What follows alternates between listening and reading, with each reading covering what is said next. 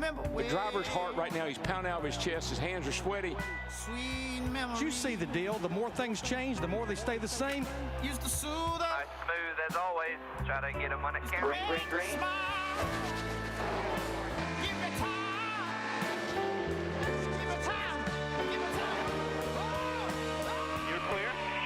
Checkered flag waving. The winner at Kansas.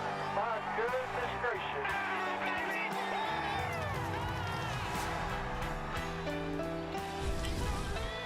From daytime to darkness, we're going to race all night. It's Monster Energy NASCAR Cup Series racing from Kansas.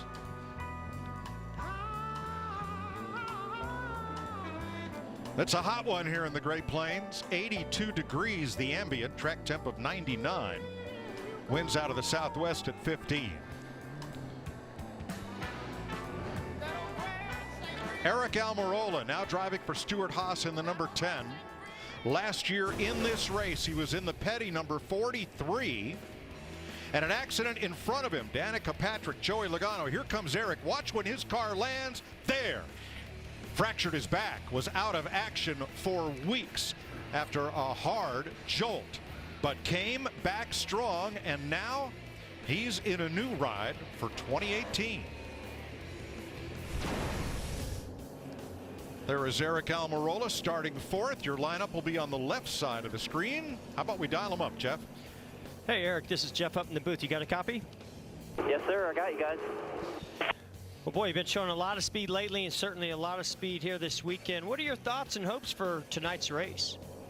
Well, I hope to go to victory lane. That's what we're all out here for. But, yeah, it's been a great start to the season for us. We're just continuing to build our foundation. And Johnny and all the boys brought me a really fast Smithfield Prime 4 Fusion for tonight. So, looking forward to it. Excited about tonight's race. We know these night races, the track really changes a lot. How do you keep up with it as a driver? What kind of things can you share with your team to stay on top of this racetrack? Honestly, I just try and go run to run and let Johnny and the engineers do the rest.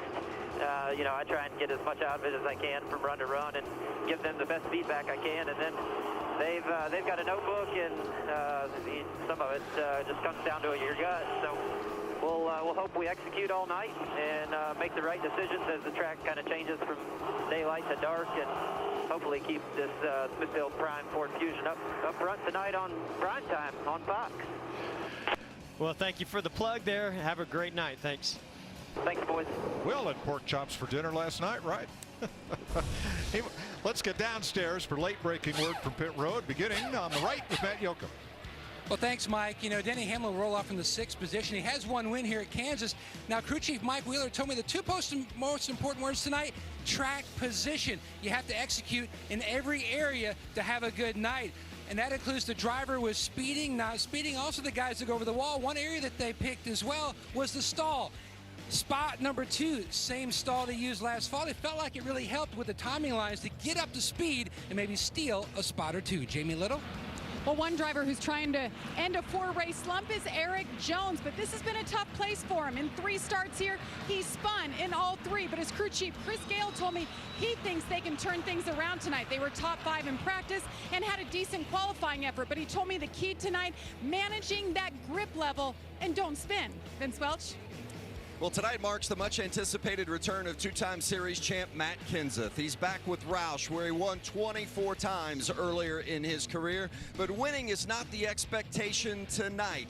This, they hope, is just a continuation of learning about the team, learning about its strengths and weaknesses. They must walk before they run, but they hope it's the beginning of a journey that will land them and lead them in victory lane for many times to come.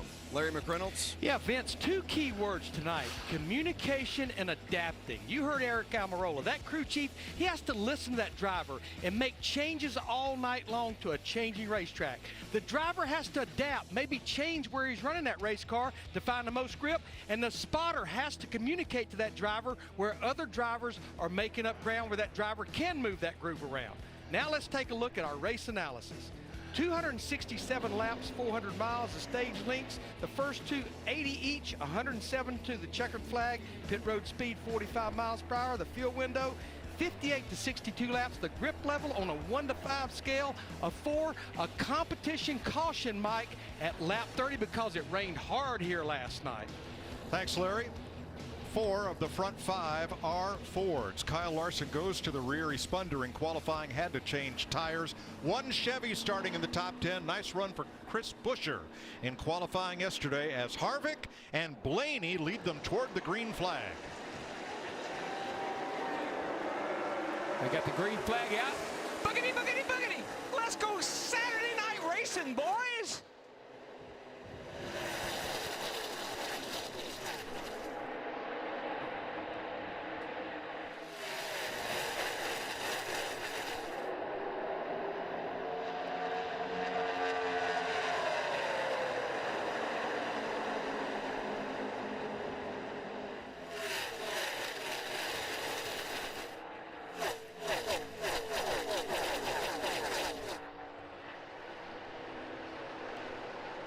They fan out 3 wide mid-pack on lap 1 as Kevin Harvick scoots away from the field. There's Buescher right in the middle of William Byron in another Chevy, and the Toyotas of Jones and Suarez on the outside.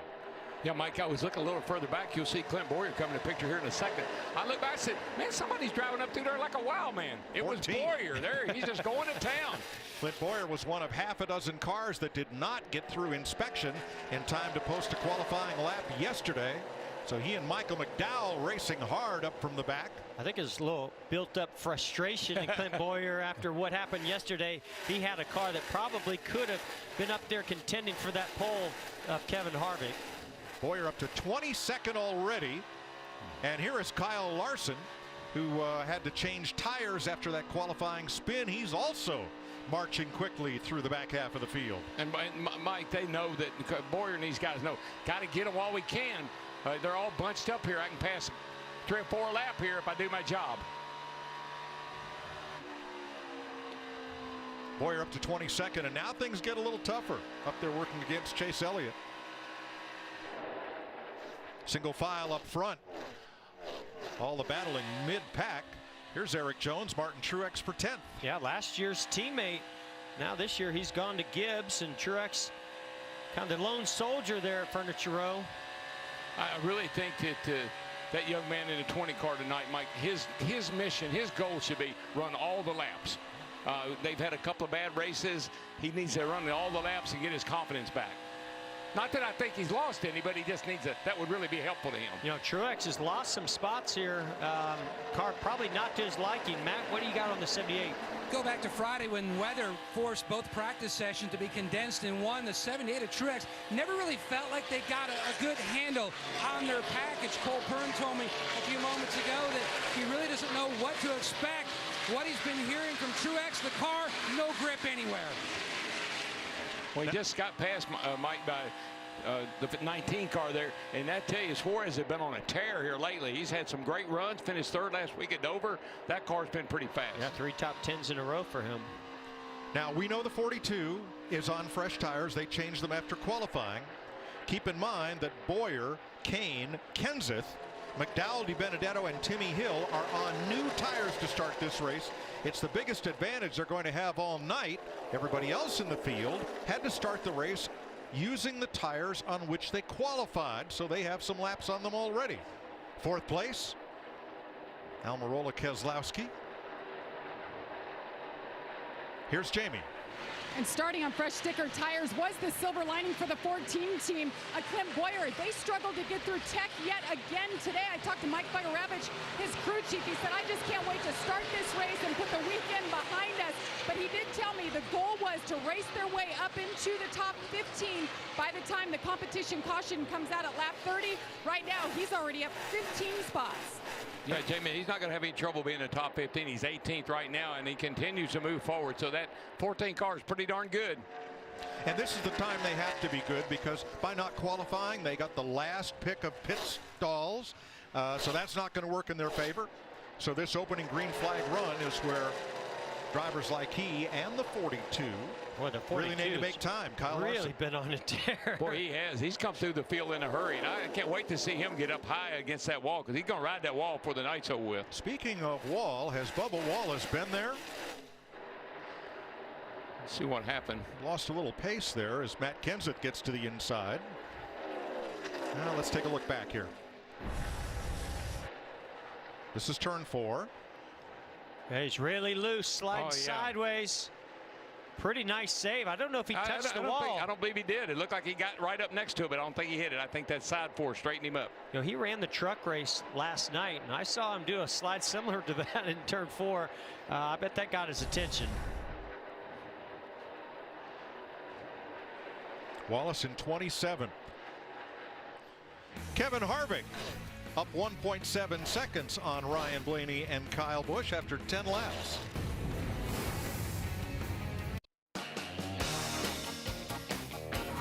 Here we are, Saturday in Kansas, 37 crew, Saturday night under the lights. Mother's Day tomorrow. Make sure you get some Breyers ice cream during the break. Come on back, join us, watch us, follow along. Chris Buescher's crew, they started top 10, running 15th right now after 15 laps. Kevin Harvick's lead shrinking a bit. It was 1.7 at the break. It's now 1 second over Ryan Blaney. And the top running Chevy in this race is the driver who started last, Kyle Larson. It's unbelievable.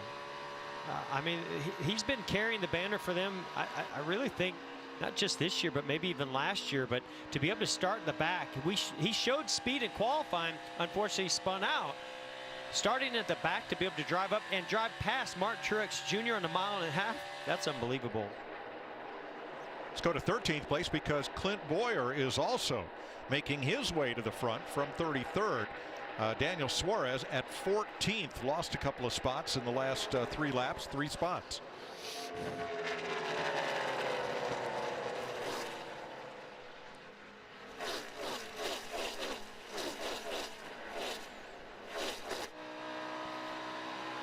Kyle Larson trying to move on Paul Menard. That would put 1 Chevy in the top 10 with 3 Toyotas and 6 Fords. And you know, we've heard sound bites out of Kyle Larson where he said, hey, I don't feel like Chevy's at as much of a deficit as some others. So obviously his car's driving a lot better than the rest of them. Yeah, if I was driving his car, I might not feel that way either, because he's obviously been like the best Chevrolet just about every week. He moves around the outside of Paul Menard and into 10th place. A couple of lapped cars ahead. He'll have to negotiate. I think those new tires, when you start on new tires like that, Mike, that gives you some advantage, and he's taking advantage of that advantage. So Chris Buescher 15th. Here's William Byron 16th. And there are 6 Chevrolets right behind them, including Ryan Newman, Chase Elliott, Bowman, Johnson, and Allmendinger. Yeah, Mike, you got to know, when one of the greatest drivers of all time is running in the 21st position, 7-time champion, got 83 wins, and he can't compete, he can't get up there and be in the top 10. That's strong message right there to me.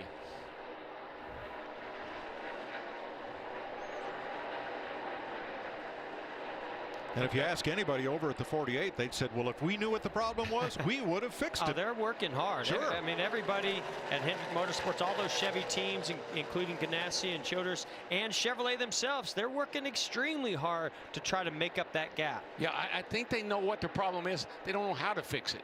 I think that's the problem. They know that they're lacking in downforce. They don't know how to get downforce the other cars have. 11th place here, riding with Martin Truex.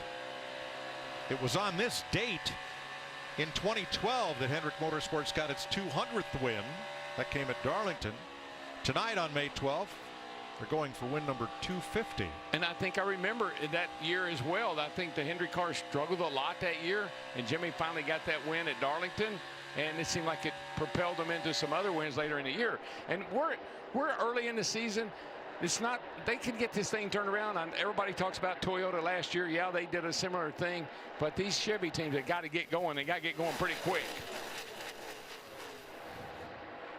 Well, if you look at the Chevy drivers who have led laps so far this year, this is after Kyle Larson, that list gets pretty thin in a hurry.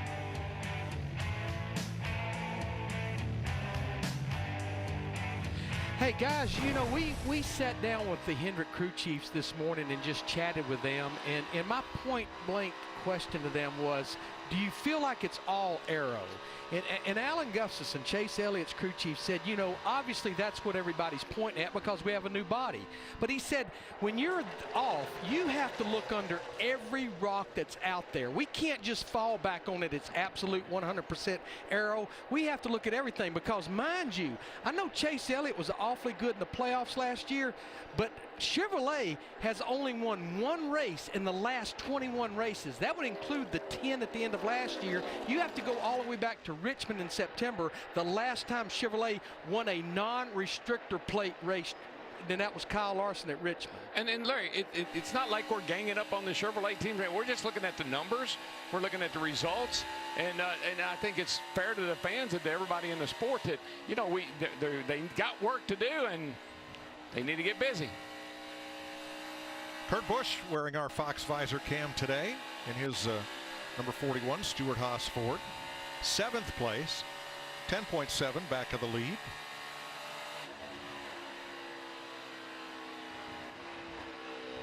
And also carrying a Fox Ford on board, Matt Kenseth, not coming out of retirement. Kenseth was let go the end of last year by Joe Gibbs Racing. And he and Jack Roush recently had a conversation. He said, do you think you can help us? Matt said, yes, I do. I'd love to come help. And here he is. He was just on an extended vacation. I think he's back, but he better not look. I think he may have his hands full right now with our leader. I know that. I think right about now, I know he said he didn't have any expectations, but I think the challenge is a little bit taller than what he was anticipating coming into this weekend. But Ricky Stenhouse, I did hear him say that the same things I've been complaining about are the same things that Matt Kenseth is complaining about. When Matt Kenseth complains about something, they'll get something done about it. Vince? Well, and Kenseth being at Roush is part of that confirmation process for some of the things that Stenhouse has talked about in the past. Right now, as you see the leader, Kevin Harvick, getting around Matt Kenseth to put him a lap down. Kenseth says the car is pretty much undrivable right now. Absolutely no right rear grip. Says he feels like it's got a ton of air in the tires. They are so thankful that they've got the competition caution coming in a couple of laps. 3 laps to that competition yellow. Heavy rains this morning throughout Kansas City, which were not forecast, but dumped a lot of water on this racetrack and gave us a green racetrack after last night's truck race. So one more lap and we'll have the competition yellow. Stage lengths today, 80, 80, and 107 laps. Mike, got a little bit of redemption for Trevor Bayne because Trevor's been complaining about the cars, and now you put an experienced driver like Matt Kenseth in there and he's complaining about the same things. I think that's the direction you need to be looking at. Hey guys, you know, we're 1 lap away from the competition caution, lap 30. I've been watching the race pace. We have slowed down about a second half to second and 3/4. So yeah, pit road will be busy. 4 fresh Goodyear tires full of fuel, and I'm sure a lot of adjustments on some cars. We were talking Chevrolet and Kyle Larson. Right now his lap times are 0.3 of a second faster than any of the other Chevys. So they certainly have found something. They are first in class. Larson currently 9th. Harvick leading in a Ford. Kyle Busch 3rd, the leading Toyota, as we come to 30 laps. I think we'll get a more idea about where everybody stands once we all get fresh tires on the car. Yeah, it's one thing when Kyle Larson has fresh tires and flies up through the field. It'll be something else again when everybody gets a new set of Goodyears.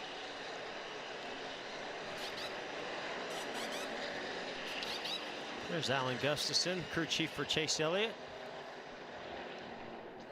Kevin Harvick with the number 1 pit stall at the exit end of pit road.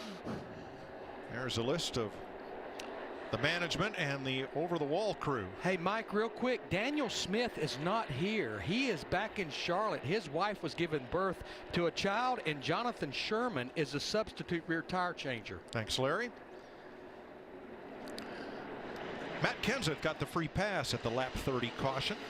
So Mike, things might be going Matt's way. You know, the car wasn't that good. Do a little adjusting on it. Maybe you know, it's good opportunity here to get back on lead lap.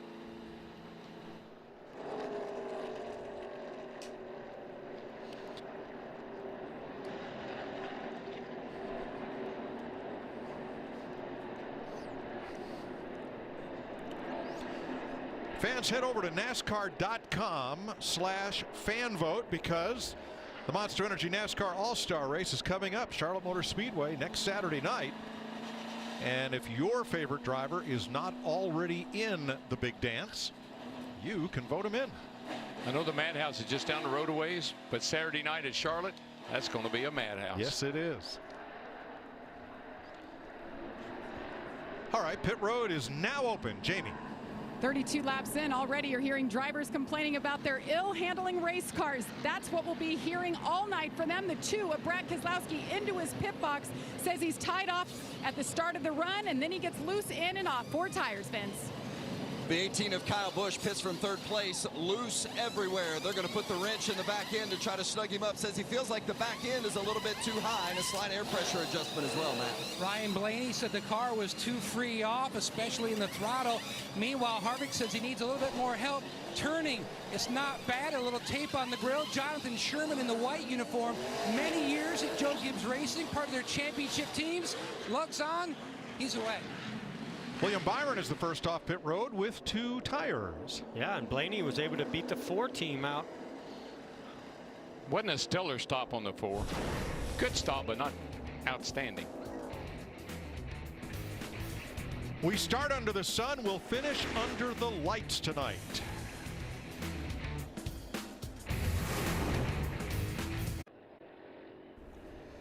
Throughout the season, Ford will be searching for the most passionate NASCAR fans to become the first ever inductees into the Ford Hall of Fans. To learn more, go to NASCAR.com/Ford. William Byron will not be the leader on the restart because he had a tire violation on his 2-tire stop. The tire carrier dropped the tire, returning it to pit wall from the rear of the car. And that is the cause of the penalty right there. Larry, what's the ruling here? Yeah, I've got the card right here, Mike, and it says crew members must remove tires and wheels from the outside half of their assigned pit box in a controlled manner before the vehicle exits the pit box. So that rule is pretty black and white. So it looked like everything was timed well, but when that tire fell, that caused the penalty. You can see that tire changer. He's holding the pit gun and the tire, and it looked like he was trying to not step on the hose as he went around the back of the car, and then the tire hit the quarter panel. So on the restart, it'll be our front row starters in reverse order, Blaney and Harvick. Harvick to the outside of Ryan Blaney. Brad Keselowski.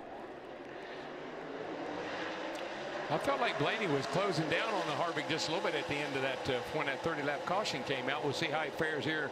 Everybody kind of on equal terms. Yeah, he was one of the first cars that went up top and was using both ends of the racetrack at the top and really closed in through traffic on that 4 of Kevin Harvick. But right there is where that 4 car just impressed the heck out of me. From the center of the corner off, he has such incredible acceleration out of the corner. Look at Larson on the outside. Here he comes. He owns that high lane all by himself in the middle of the corner. You know what his theory is? Go where they are not. Here's some talk about driving lines from Kevin Harvick. Interested to see how long that top lasts. It was pretty major right there the first run, but you'll probably have a little bit of it this run, and then after this next run, it'll start creeping back down once that sun goes down. And that's what we heard. We talked to Kevin Harvick. That was Rodney there talking about the same thing. They felt like the groove would move up for a little while. Then as the sun went down, the track cooled off and get back down around the bottom. Yeah, I think we'll have to just keep a real close eye on how much fall off. We heard Larry talk about almost 2 seconds of fall off from that first run, being those tires they qualified on. If that gap decreases and it's only maybe a second, I think that's why when the bottom will stay strong later in this race. 8th place here, Kurt Busch passed Hamlin. Let's go up to 4th place, Joey Logano and Kyle Busch. Yeah, those 2 Penske cars, the 2 and the 22, both running really nice tonight, right there in the top 5. And Both look like got pretty good cars. Well, check your mirrors, because that object getting larger is that green car. That is Kyle Larson. He flew around the outside of Denny Hamlin 2 laps ago to pick up a spot, and he's closing fast on this side-by-side battle of Almirola and Kyle Busch. Yeah, Almirola, he really likes that bottom, but you see that car up around the top. I felt like that would be like right in Larson's wheelhouse tonight. He loves to ride that wall, and as long as nobody's up there, he's doing it by himself. Larson thought he had a good chance to win the pole here at Kansas. But in second round qualifying, he went around and spun, which mired him in 24th spot on the grid, and then replacing the tires that he flat spots here sent him to the back of the grid. Did an excellent job keeping it out of the wall. Could have been a backup car, not just 4 new tires. Kid's got a lot of talent, no question about that. And something I've been watching him do, he's been running the bottom right on the white line through 1 and 2, and then the top of 3 and 4. But Kyle Busch saw that he was doing that, started changing his line around a little bit. Now Kyle Busch opens up that top line. We'll see if Kyle can't take advantage of it. But that last time by, he had to get off of that bottom line. Matt Yoakum? Chad Johnston felt that it caught a break with their issue starting at the back here, because Larson loves to move around, especially move up to the wall, and that's what he utilized to get himself inside that top 10 and having a strong run. The car built tight early on, then it went to the loose side. No changes on that stop. Thanks, Matt. Casey Kane has tagged the wall. Have a look at his number 95 off the tight exit of turn 2. Ooh, gets real loose. He got it pretty good. And Jeff and I were talking about this yesterday in qualifying practice, how this track is so, turn 2 is so difficult. The banking just falls out from under you, and it's real flat coming out of that corner, and it causes you all kind of problems. Though you get pushy loose, just what we saw with the 95 right there. The momentum of the corners just really trying to shove you out to the wall. Whoa now. Yikes. Well, when you pancake the wall like that, not only do you take the risk of maybe cutting a right side tire, but it definitely will take some side force and downforce out of that race car, make it even looser than it already was. Kane was another of those cars that did not get a chance to qualify yesterday. Car not making it through inspection in time for him to get on track and post a time. Matt Kenseth in the 6th in the midst of all this. Getting some good tight quarter running in his first time in a stock car in 5 months. Racing for Roush Fenway. Ryan Blaney leads Kevin Harvick by 0.6 of a second.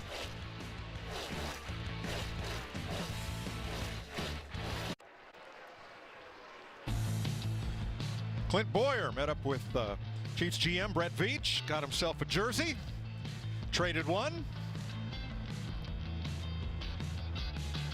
Had some fun being the hometown hero. Emporia, Kansas, not very far from Kansas City. Tell you what, if I wanted somebody to give me a halftime speech, I'd call up Boyer. Come over here and fire this team up, will you, buddy?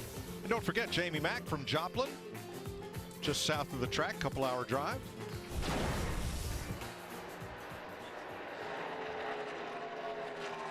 The 14 from the back, now running in 10th, and Jamie Mack is 19th.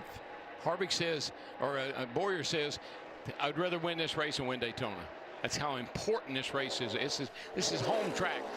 He just lives down the road. This is a big deal to him. And you heard yesterday, not getting to qualify just deflated him, but he's pumped back up for tonight's race. Vince, how about the 1?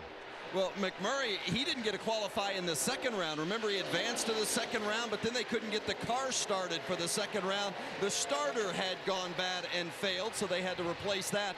But right now, what's giving McMurray the problem is just loose in. Right now, a major issue for the 1. They're just hoping for a clean day. In 11 races, they've had 1 clean race. They finished 3rd in that one, but boy, they just can't avoid mishaps or stepping on their own toe here in the early going. No, Vince, but his teammate is flying. Kyle Larson around the outside of Kyle Busch. Yeah, we heard them talking about being loose right now on the 1 car. I tell you, he's not alone. Kevin Harvick, I just saw him get completely sideways off of turn 4. Matt? Concern about 3 laps ago, Kevin Harvick told his team, I think I have a right rear tire going down. Then it was quiet on the radio, and then a lap ago he came back on and said, I'm tight in the center, but I think I'm free on exit. And they feel like that's the feel that he was experiencing, which led him to believe that maybe he might have something amiss. Yeah, he might. You know, he slowed down for a lap or two there, man. I watched his lap times. I thought something was wrong with the car, but now he's picked it back up, and he's running about the same speed as our leader, Blaney. So whatever he thought was wrong seems to have gotten better. Complaining of no rear grip on the radio, running a 2.5 seconds behind Ryan Blaney. I feel like we're seeing a lot more fall off this run than even that first run, which I would have thought would have been the opposite with the green racetrack, with the rain that came and the warmer temperatures. Blaney loves this place. It's where he made his Cup debut, so that track will always be special to him for that reason. And he says one reason he loves Kansas is the amount of on-throttle time here. You're not off the gas very much, and that plays right into his wheelhouse. Well, he's a guy that's on everybody. We all know this kid's going to win a race. We don't know where, we don't know when. It might be tonight, but that car, that team, they're just really that good. Well, he's reminding me of his dad right now.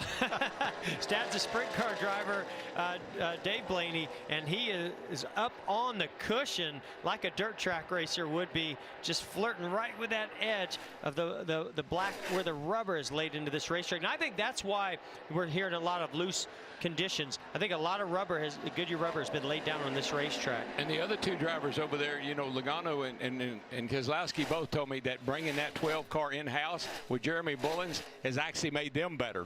Been a big help. How about the fifth of those 5 fast Fords up front, Eric Almirola, Jamie? And about their only weakness this so far in the season after 11 races has been qualifying. John Klausmeyer, the crew chief for Eric Almirola, told me that has been their focus week in and week out. They feel like they have the speed. Their teammate is Kevin Harvick. He's knocked off 4 wins. He just said we need to start better. Well, they did it here. They unloaded with a brand new car. He felt like they were closer to where they needed to be. They qualified 4th, their best effort of the year. So far in the race, he's gone from tight to loose, and at the end, he's a little neutral, so the car not bad. Yeah, very optimistic about his chances tonight. How about this battle for 10th? Clint Bowyer's Ford against Martin Truex's Toyota. Well, I mean, I think I felt like Bowyer would be in this position because he started in the back but continued to move forward. But the last thing I thought would happen is Truex in 11th position after starting, what was he, 6th or 7th at the start of this race. I really expected him to be somebody that could battle that 4 car, that 12 car up for the lead. I agree. The dominance they had on a mile and a half last year, 2-time champion here. What do you say, Matt? When you won both races here last year, that would be the guy you would pick, but they have been off slightly the entire weekend. In fact, Cole Pearn had a lot of concern coming in. Truex said moments ago, no grip in the front whatsoever again. But Larry Mack, the sun's still out. It's still bright daylight. What's going to happen to these cars that are either too loose or have a push once it gets dark? Yeah, I talked to a lot of crew chiefs, and you know, for years and years and years, when a track would cool down, the cars would tighten up, they would start pushing. But with the setups they're running now, with the aerodynamics, the tire that's being brought, it's almost like as we get into the nighttime, the cars actually get looser. So if you're a little tight right now, it may come to you, but if you're loose right now, like I've heard a lot of drivers, it's only going to get looser.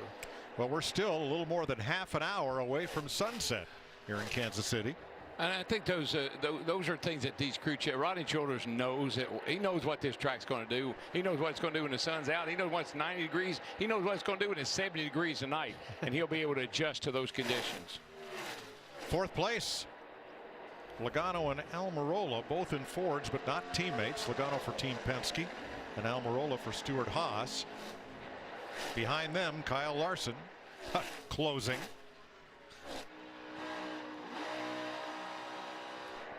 And Jimmy Johnson back in 20th position, 21 seconds off the lead. And they're talking on the radio about how they may pit under green. Well, he is. Yeah, He's coming on pit road now. I've seen him struggling this year, but not as much as I've seen him struggle so far this weekend, Jamie. And that's been the case so far in the race, Jeff. That first stop that they had, his foot slipped off the clutch and it fell off the jack, so they had to take extra time on the stop. But that also led to a loose wheel, and that is why Jimmie Johnson just decided to come in. He said, it's terrible, I've got to come in.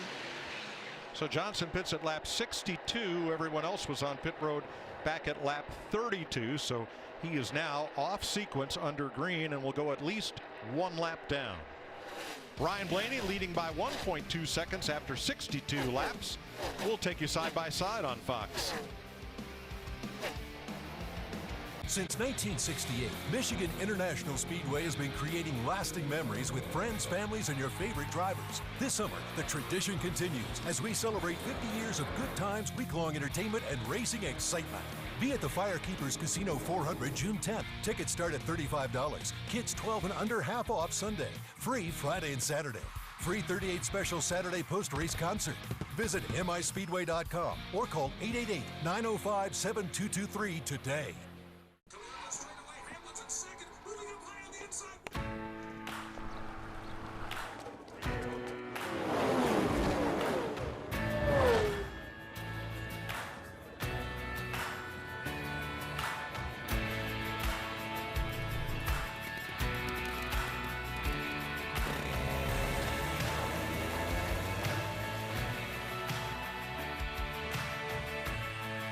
Toyota, let's go places. Ladies and gentlemen, the extra crispy kernel. Bronze and golden, new and tasty. Cut to close-up of the crispy kernel. That's the name of the sandwich, because it's extra crispy like me. Cut back to the sandwich, then cut to me. Cut close on the sandwich, cut close on me. That's too close. Thanks. Let me hear them product attributes. Get the new crispy kernel sandwich with all the fixings for just $5.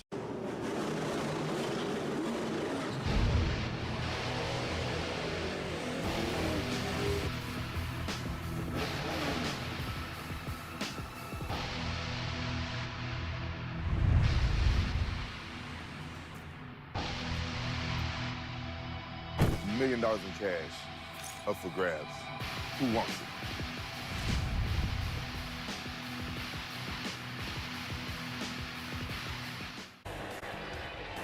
Welcome back to Kansas. Ryan Blaney up 0.7 of a second on Kevin Harvick. And they are kind of doing a dance back and forth about who has the fastest time on each lap. Yeah, it's like a rubber band. Harvick that time ran a much quicker lap than Blaney did. And Harvick will get close to Blaney, and it's like Blaney looks at the mirror and said, okay, that's close enough, and drives off and leaves him again. Meanwhile, teammates Denny Hamlin and Kyle Busch have been keeping station about 10 seconds behind the leaders. And now Kyle looking to make a move to the inside of Hamlin. They've not been trading spots back and forth. Vince, it's just kind of like they've been marking time. Yeah, and they just told Kyle that Denny was running lap times that were very respectable.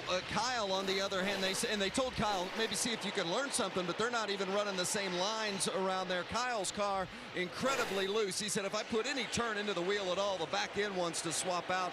And he emphasized it in 3 ways. No rear grip, zero, nada. Matt? Going back to practice, Denny Hamlin said his car was edgy right on that line, so Mike Wheeler backed it down a notch because Denny didn't think he could race it sideways like that. It was tight that first run, but he said the initial laps after that stop, the car is more on the tight side. He's moved up top to try to make more time.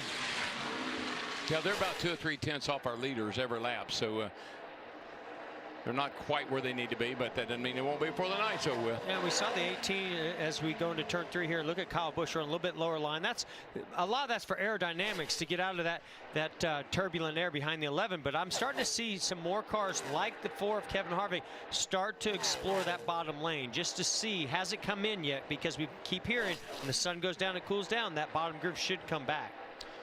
Now, Jimmie Johnson was able to make his stop, losing only 1 lap, but he's at the tail end of 1 lap down. And here come Ryan Blaney and Kevin Harvick after him. Well, he only chose to do lefts. I saw that, and I know that that's going to lose the least amount of time on pit road, but it's also not going to match up very well when you get back on the racetrack. I think those right sides are pretty worn out, so those leaders are still bearing down on him. But I think he did lefts because he felt like, and I think the team must agree, they had a left side wheel loose.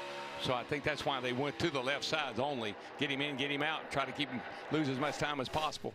Coming to 8 laps to go in stage 1 with both Jimmie Johnson and Matt Kenseth working hard to try to stay on the lead lap. They are, but that also explains why Harvick is closing down on the back of that 12 car, because we're coming to the end of this stage. Pretty sure he'd like to have a few stage points tonight. And remember, Jimmy's already 1 lap down. He's just trying to keep from going 2 laps down.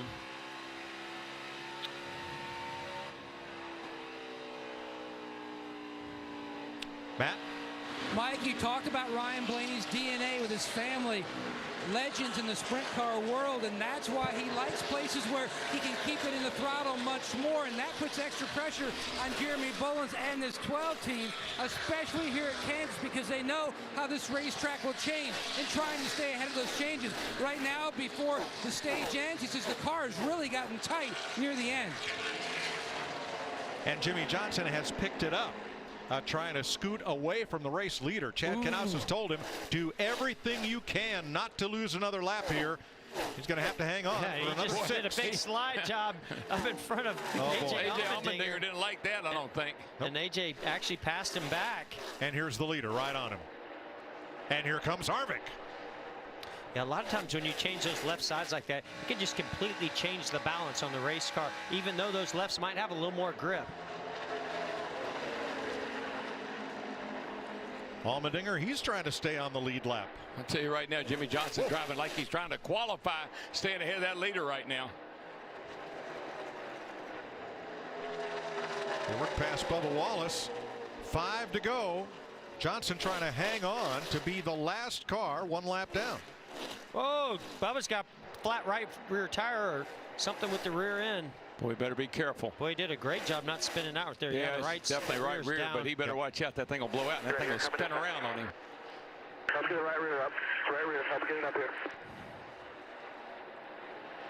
All right, so Wallace goes to the apron trying to make it to pit road. We are still green. And a lot of damage on the right side, and that may have been the Wallace car. That may have been what caused that right rear tire to go down. He got into the wall, and maybe that fender's in on the right rear tire and cut it. Well, we saw him almost hit the wall earlier. 3.5 laps to go as Wallace makes it to pit road from 28th place. Look at this battle right here. While the 12 is trying to figure out how to get Jimmie Johnson a lap down, here comes Harvick looking to maybe close out the deal here and win this stage. You know what goes good with Busch beer? Stage wins. Stage points.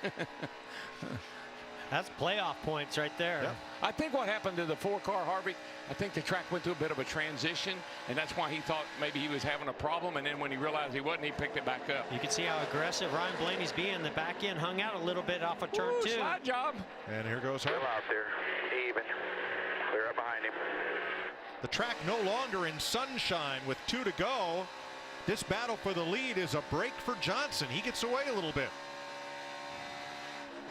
Here's the 48. Do what you got to do. We could not lose another lap. A couple more laps, man. Stay up there. I can tell you one thing. Jimmie Johnson's listening because he is doing all he can do. He's got to hang on for another lap and a half in front of the leaders. Well, luckily he's looking in his mirror and he sees those leaders side by side. That's the best thing could happen to Jimmie Johnson. Boy, Harvick gets off turn 4 so nice. Really puts a lot of pressure on the 12. Let's see what he does in 1 and 2. Last lap of stage 1. It's funny how they're doing right now, Mike. It's kind of a trade-off. What? Yikes! Wow, you can see where that was close. Harvick was losing the nose, had to back out of it, but as his right front fender got to the left rear of the 12, got him loose. This will be no gift. Here comes Johnson. He's going to stay 1 lap down. He stays ahead of the leaders. Stage 1 goes to Ryan Blaney. Good job. Wow, that was a battle. He had his hands full, I can tell you that. Harvick, Keselowski, Logano, and Larson the top 5. Almirola, Hamlin, the Busch brothers, and Boyer, the top 10. Ryan Blaney, YRB to his friends, picks up another stage win, his third of 2018.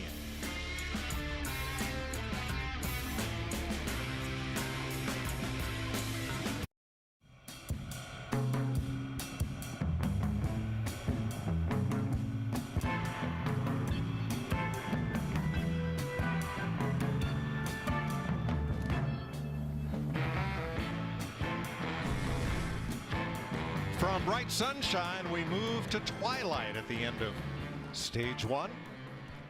Oh, it's Ryan twilight Blaney, time. the stage winner. Kevin Harvick, Keselowski, Logano, 4 Fords in front. Then Kyle Larson's Chevrolet. The first Toyota was Denny Hamlin in 7th, with Kyle Busch right behind. You know, we heard Larry talk about it's going to get freer, and I agree. I think the front tires are going to work a little bit better as that sun goes down and track cools down. We saw the 12 car hanging the back end out there towards the end of that stage. I'm curious to see if they can make some good adjustments and try to get some rear grip in that car, and he might be able to maintain this lead on that 4 car if he can get ahead of him again off this pit stop sequence. Before pit stops, how about a quick word from the Busch guy and the number 4 crew?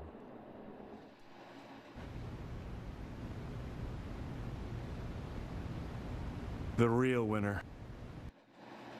Oh, gosh. 9 points for second in the stage for our pole sitter, Kevin Harvick. They have pit stall number 1. So let's see how the order changes and what changes are made to these cars as pit road will open this time. For the lead lap cars, there are 23 of them, plus AJ Allmendinger will get the free pass. 12 cars are a really nice pit stall also. They have an opening in front of them, so only advantage is that number 1's pit stall for the 4. Jamie? And Brad Keselowski in the 2. His setup very similar to the leader and his teammate Ryan Blaney in the 12. He said actually his car's pretty good. He gets tight when he's behind the leader, but it's been very neutral at the end. It'll be a 4-tire stop, Vince. The 18 of Kyle Busch, the last stop he pitted from 3rd. This time around he pits from 8th. Just cannot put any wheel in the car, just way too free. 4 tires, going to take out that wedge from the first stop. Matt? Blaney and Harvick's team both feel like they might have over-adjusted on that last stop. Blaney says his car started off good and free, but then it went to the tight side right near the end of that stage. Harvick said his car was free almost that entire run. That's why he thought he might have had a flat tire. The 12 car wins the battle off pit road. I think at the camera it was actually the 4 car. Yeah, we'll double check that. We have Kevin Harvick as the first car out of the pits. The race off is to the white line.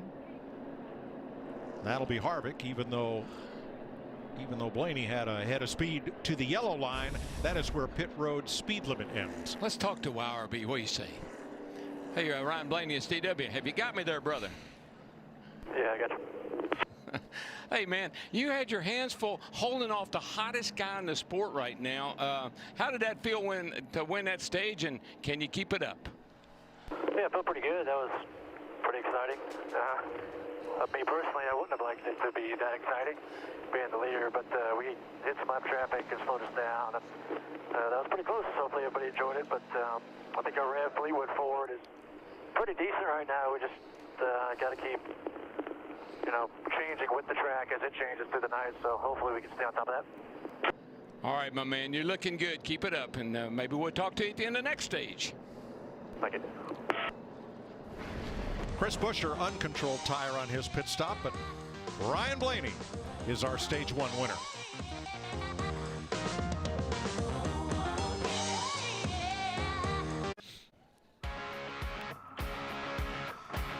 Welcome back to Monster Energy NASCAR Cup Series racing from Kansas. Stage 1 complete. Ryan Blaney the winner. Kevin Harvick first off pit road ahead of Blaney, Keselowski, Hamlin, Logano, and Almirola. So Denny Hamlin comes out 4th. Here's why. He's the leader of our Xfinity fastest pit stops on that yellow flag stop. Well, look how close they are. I mean, you're talking about 0.3, 0.3, 0.4. You know, it's so tight on pit road with those pit stops. And Jeff, it's just so little means so much now. In the cars, in the pits, on the track, just means so much. Little bitty increments mean so much. 1 to go. 24 cars on the lead lap, and trying to get a lap back will be Matt Kenseth, Jimmy Johnson, Michael McDowell, and Casey Kane. A number of other cars 2 or 3 laps down. Now Kyle Larson will restart 8th. And you see he was just as fast down pit road as Ryan Blaney, but a second slower on the stop. Well, that's the thing. A second under green is nothing like a second under caution. Now, that cost him a lot of positions. Yeah, I think this is pretty interesting. We'll see how which line is the preferred line. We got Harvick down the bottom here. Looks like he's going to start on the inside and got Blaney on the outside. See how this works out for these 2 front runners. Yeah, I think, you know, even talking to Kevin earlier, hearing from Rodney Childers, they definitely believe that as this track cools down, that bottom groove is going to be the preferred one. Yeah, if you can jump back in the gas and stay in it like Harvick usually can, that's probably going to pay off for him. The lights are on in Kansas. Sunset officially about 12 minutes away. And we're going to race deep into the night to complete 400 miles here on a beautiful spring night. All 3 Penske cars in the top 5 as we approach the Geico restart zone.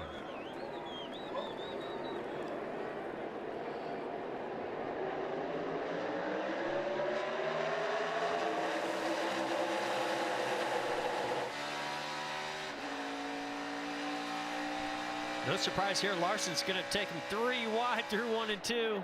Boy, he Look at him flying to the outside. He's going to get 3 of them. And Jeff, he timed that restart perfectly. He was able to jump outside where there was clear sailing, and he's taking advantage of that now. That boy's elevator goes right to the top and stays there. It does. And right now he's on it by himself. And he might get Logano here also. No, not quite. There's a big advantage if you can get it wound up and run to the top and not lift and have that clean air on that outside. But I mean, you got to be pretty brave to do it. What's his restart though, Jeff? He nails the restart perfectly. Yeah, you don't see him. You don't see him. 11's gonna get in the rear bumper of the 12. That stop slows the momentum down. That's when he jumps outside the 10. And everybody dives to the bottom, and it's wide open. Here's and where there he really goes. makes up time. Look at him get up top there and just jump in the gas in the middle of the corner. Kind of one of those Kyle Busch restarts. I've seen him do stuff like that. Side by side for 3rd. Little slide by Logano into turn number 1, battling his teammate Keselowski. And here comes Larson. Larson gets that high. He gets such a run off the corner when he can run that high line. Gives a lot of straightaway speed. But it's going to go to the bottom and use the low line this time. Kyle Larson is going to make this night difficult for a lot of people. Yeah, I think you're right. He just made it difficult for Joey Logano. He slid right up in front of Joey, or no, I'm sorry, Brad Keselowski. And I don't think Keselowski appreciated that.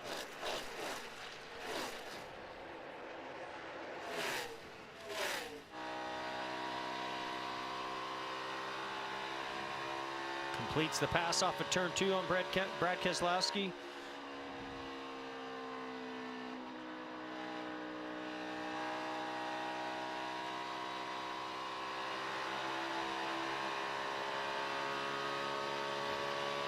Mike, this track is getting right. Those lap times are increasing every time we go, every lap we're making now. Kyle Larson, Kurt Busch, and Ryan Newman just ran their fastest laps of the race so far, and David Reagan. I think that will continue to improve. Jamie. Well, Brad Keselowski on that last stop said the car was pretty good. They didn't even make an adjustment on it, just put 4 tires. 1 lap in, he's yelling that the car won't turn. He said it is so tight. This track has definitely tightened up. That only makes sense. When the sun goes down, the track cools a little bit, you're going to pick up a little bit of grip. Larry?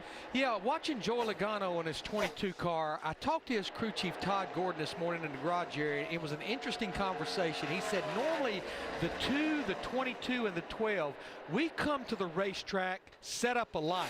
But he said we came here committed to try something different, to see if we could have the speed of the Stewart-Haas cars. And I said, yeah, when you get that decal right there, that's a game changer. And the decal I was pointing to is from that win at Talladega. But he said, even if they came here and it didn't work, they're still committed to keep working with it to try to figure it out before we get to the playoffs. Thanks, Larry. Daniel Suarez on pit road under green, Vince. Well, they believe they did not get the right front wheel tight. Suarez said immediately there was a vibration, and he was pretty confident it was in the right front. They felt like they didn't get it tight, didn't want to take any chances. Brought him in. They'll go ahead and replace all 4 tires. He was 20th and still time to overcome that. Great battle for the free pass position. Matt Kenseth in the 6. Jimmy Johnson in the 48. 7-8 championships between them, and they're battling to be the first car 1 lap down. They really are, and that's a heck of a battle right there. I mean, that's a hornet's nest, about 3 or 4 of them just going at each other.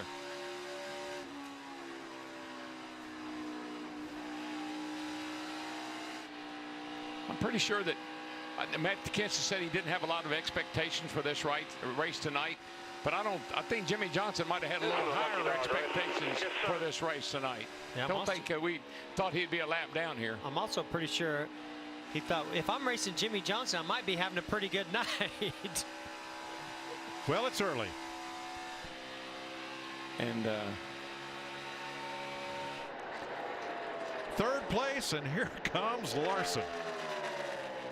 He's tenacious. When I watch him drive, he reminds me of so many drivers. Cale Yarborough comes to mind because Cale was that way, relentless. Dale Earnhardt was that way, relentless. He could see a car in front of him, he would not quit till he could get by that guy. I think the difference with Larson is he'll run any place on the racetrack, high, low, anywhere where he can find speed. Well, what I love about his background and his talent is that he never stops searching, and that's what you do on a dirt track. You try the bottom groove, the middle groove, the top groove. All that dirt experience, to me, really helps him when you see a racetrack like this that has so many different grooves, and that you can change the car's balance by the way you drive that car into the corner. Kansas is one of 10 tracks where Kyle Larson has finished second, but has not yet won. See, a lot of times you say he's a good wheel man. I think he's a good throttle man. I think that kind of raced on the dirt as he does. I think that knowing when to get in the gas, get out of the gas, work the throttle is what really makes him good. Also, these cars, we hear a lot of drivers talk about being really tight. The front tires just don't work very well in the center of the corner. Takes somebody to be able to run into the corner pretty loose. That's why when you watch his wheel, watch him go into the corner. A lot of times he's almost turning to the right as he turns in the corner. Here he goes to the left. Look how little wheel he's actually turning. That tells me that car's pretty free getting to the center.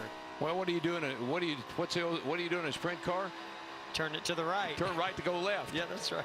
That's what Doc Hudson said. That's right. Good advice.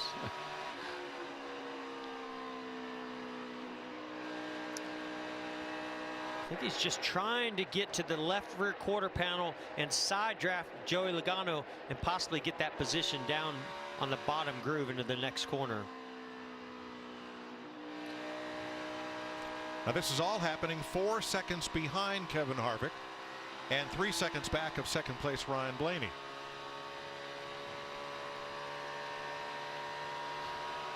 .101 laps complete. Wow, oh, there's a dive slide job. That was amazing, but I don't think here comes Logano back. Whoa, that's close. That's too close. That's good racing right I really there. don't think Logano saw that coming, but he did a nice job recovering and sort of jumping back in the throttle to keep that pass from happening. I'm sure Logano said, I don't know what you call that, but I don't like it. Well, it shows Kyle Larson's not the only one who can make that high groove work off turn number 2. How about and here it goes again. This time Larson to the bottom, and here comes Logano back. Logano back on the bottom. He's going to get right to Larson's bumper. Hello. Let me give you a shove, brother. And Larson prevails for the moment as they come up on a lapped car. What so reminds me of Carl Edwards several years ago trying to do that against Jimmy Johnson for the win. My favorite thing Carl Edwards said, it worked in a video game. Kevin Harvick, your leader after 103 laps in Kansas.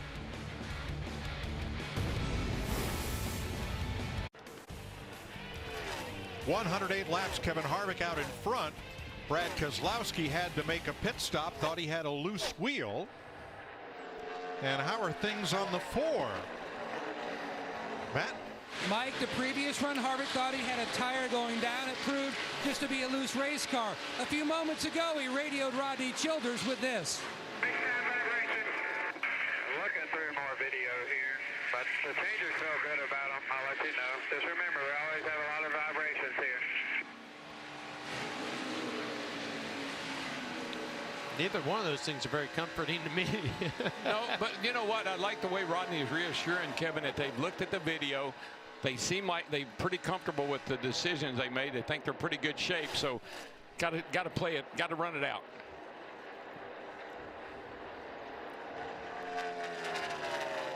Jamie, what happened with Keselowski? And he was fifth. He said he had a tire shatter. Then he said he thought he had a loose wheel. Paul Wolf, his crew chief, said if it gets worse, bring it in. We can make it to the end of the stage from here. He did that.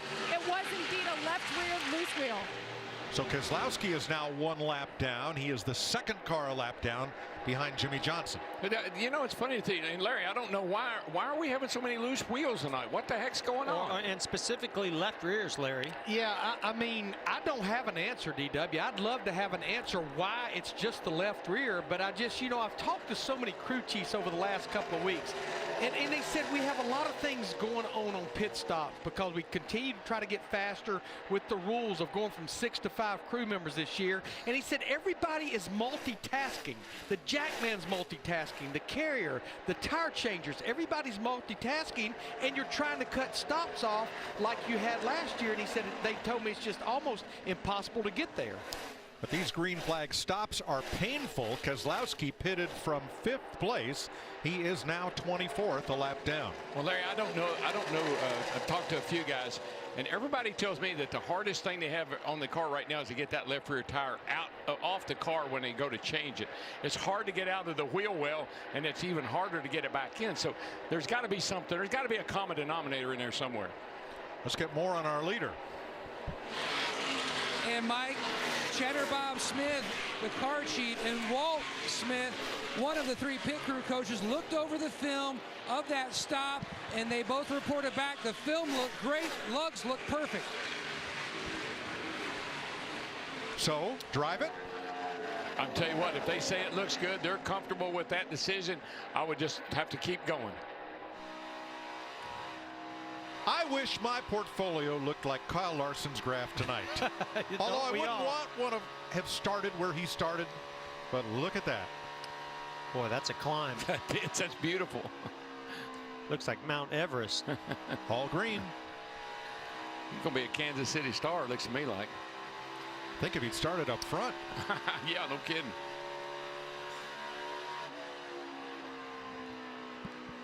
How high that groove is. I mean, it is literally inches away from the wall. I look up every now and then and I think, oh, they're in the wall, but they just are right on. They're right on them. But I love the way Larson explains it, though. They call that riding the wall, and they literally are riding the wall. And as these leaders have caught traffic, he has caught the leaders, meaning Larson. Jeff, with these cars, the Generation 6 cars, when they are that close to the wall, is there a cushion of air that develops between you and the wall to actually kind of help keep you off it? I think there's always been a bit of a cushion, but when you look at how flat the right sides of these cars are and how that air directs to the spoiler, there's no doubt that it actually helps the side force and sort of straightens the car out a bit. Guys, once Daniel Suarez and Brad Keselowski in particular hit pit road and got those 4 fresh tires, and you heard them, they were told that they could make it to the end. I've been watching their lap times to see how much they were gaining. Yeah, Keselowski has worked himself into the free pass position, but I just don't see a huge gain. So I think what you'll see is these guys will run it out there to about lap 65 of lap 80 of this stage. That would be the full run of fuel. Thanks, Larry. Kevin Harvick leading Ryan Blaney now by half a second. Well, Brad Keselowski has made another pit stop. They jacked up the left side this time, so that'll take him away from the free pass position, and 2 of the Gibbs cars now in. Jamie? And Eric Jones been struggling with the handling of this car tonight. They've been making adjustments each stop. They wanted to bring it in, make some adjustments with air pressure and 4 tires. The 48 is coming down pit road as well. Denny Hamlin was also in, splitting the stage in half with his stop. Here come Kurt Busch, Martin Truex, and others. Jamie. And Kurt Busch in the 41 just been struggling with loose, extremely loose by the end of the run. A 4-tire stop for him. He's been using his track bar adjuster to try to help that situation. You see Paul Menard in the 21 making his pit stop too, Matt. Truex is in on the previous stop. They made a packer change, trying to get the splitter off the ground, trying to raise that up. You can see they had a wrench in the back window doing a chassis adjustment. He says the car, he gets any close to anyone else, just swings big time to the tight side. Jamie? And Eric Almirola in the 10, he gets extremely tight too. It's interesting depending on what team and how their car is swinging at this point in the race. We jack them up, air pressure adjustment, track bar has been working. A 4-tire stop. Kevin Harvick is on pit road. Clint Bowyer is in, as well as Chase Elliott. William Byron comes to a stop. Ty Dillon is in, and Harvick making his way down to the final pit stall. Jamie McMurray in, and more. Matt. Everyone seems to be coming in. The 22's in as well. Kevin Harvick, and you can see they were going back and forth about making a chassis adjustment. Jonathan Sherman on the front, filling in for Daniel Smith, still waiting for the birth of his child. Meanwhile, Eric Maycroft on the front, solid stop, a little bit of time left on the front. He is away. Almost contact between Kyle Larson and Ryan Blaney. Getting onto pit road, Vince. Well, the 18 of Kyle Busch had to come into his box around the 6 of Matt Kenseth. Kyle liked that last adjustment. They're going to give him more of the same. Put that wrench in the left rear and 4 tires. Matt. The only hiccup Ryan Blaney has seen much of this last stage is his AC, his cool air system has gone out. They told him to switch it off just in case it might cause another electrical issue. You also saw the 42 of Kyle Larson. He said near the end before he hit pit road, the car had gone to the tight side. An air pressure adjustment for him. Austin Dillon picks up the lead. Let's show you getting onto pit road. Kyle Larson and Ryan Blaney. Got pretty crazy right here, Mike. 42 all over the back of the 12. And right there, Blaney locked him up a little bit. Well, he slows down, and he knows that's a big segment there that's being timed, and he was a little bit too fast coming into it, so he tried to make up for it. 2, 1, all 4 below the orange box now. That transition off the track, you saw the car bottom out. I think that messed him up on the entry. Hey, great sequence of pit stop, green flag pit stop for the 42 of Larson. He is right on the rear bumper of our of Kevin Harvick, who eventually will be the leader. Now Matt Kenseth lost some time. He had to back up to get out of his pit after Kyle Busch came into the pit in front of him. Did not leave Kenseth enough room to get out. Here's a look at it. Had to put it in reverse first. Oh, man. And then was able to get out and away. I think Matt just wants to run this race tonight, get some information about the cars. I don't think he wants to make any waves. You can see Matt was pretty deep in the box already, which made it very difficult to get around the 18. Yeah, he didn't push the issue there. He let the 18 get going. So here's our leader. Austin Dillon is the only car on the lead lap who has not yet pitted. What do you think of this strategy, Larry? Yeah, I mean, they can go to, again, about 65 right here of 80. Now they're just giving up so much time, though. Once we started seeing that outbreak of drivers making those green flag pit stops, I think that's why we saw everybody coming. They knew they had to make at least one stop in this stage, and right now they're giving up over a second a lap with that 3 car, and they don't have that many drivers a lap down. Well, let's have a look at the green flag pit stop cycle. You'll see William Byron at the top because he took only 2 tires on that stop. Oh, wow. And you can see what 4 seconds there, the savings of not doing 4 tires.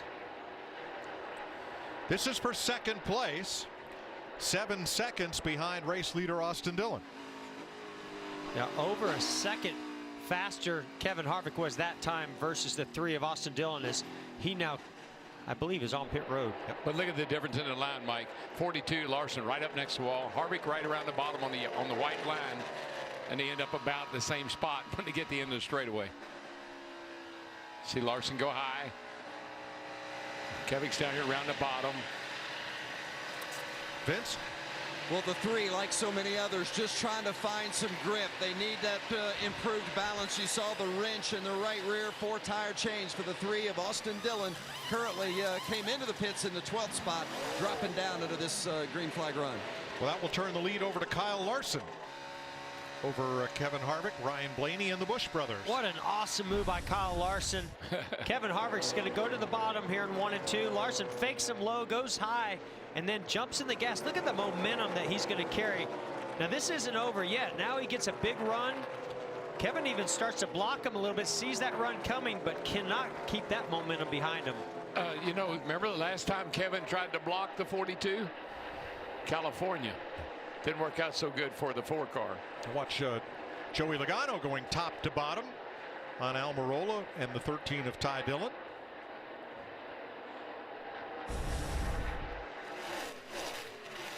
He started out back, and now Kyle Larson, after 132 laps, has his nose in the wind.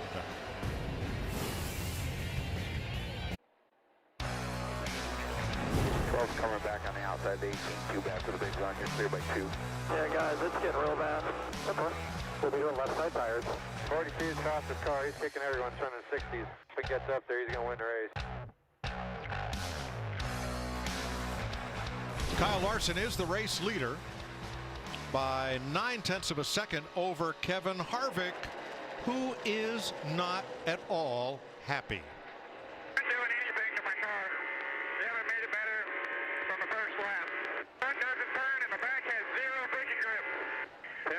We've been tightening it up every time. Maybe you do, it's not working. Don't you love Rodney? Rodney Childers, 10-4, we tighten it up every time.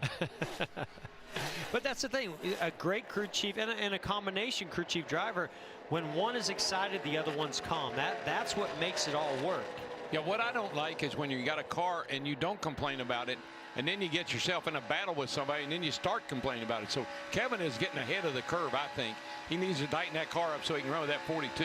Yeah, that to me, it's not always about putting a number with it. You know, I've heard people say on a scale from 1 to 5, 1 to 10, it's about your tone of voice and how excited you get. That tells you how far you need to go in the next adjustment. I agree, and that's where these two have worked so well together, Jeff. They've been together for a while. They know what they can read each other's mind.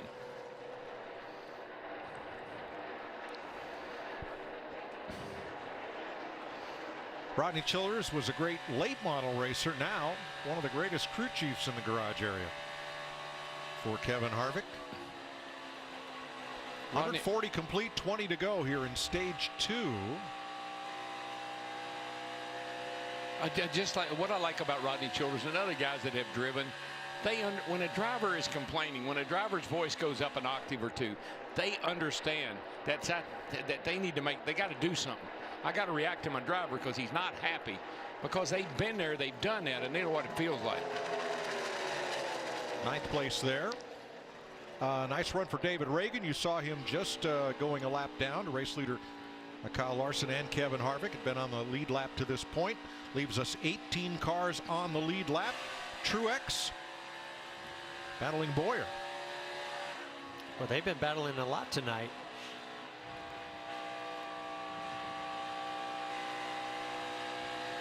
Well, we know with the Disco Tech Station, NASCAR very carefully regulates about all the shapes on the bodies of these cars. So, Larry, if you're going to work on aerodynamics, where are you going to be?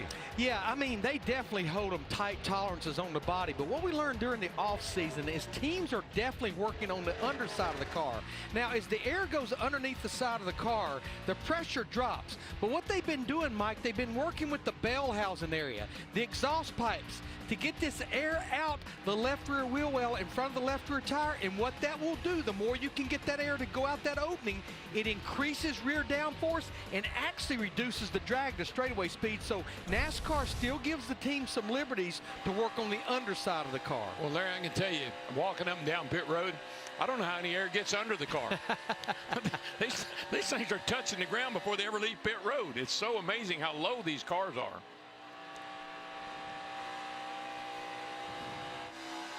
But again, I think it's back to that a little bit's a lot. If there's a little bit of air, a lot of it doesn't matter if you can do something with it or control it or use it to your advantage. That's what they're looking for. Eric Almirola in the 10 and 7th. They're going to split Gray Galding in the 23. You're riding along with Austin Dillon, who was 1 lap down, and 22nd in the number 3. Yeah, we had talked about that gamble of staying out longer on those older tires to make that green flag stop. And this was the downside. The upside was if the caution came out when he was in the lead, but that was a gamble that's right now not paying off.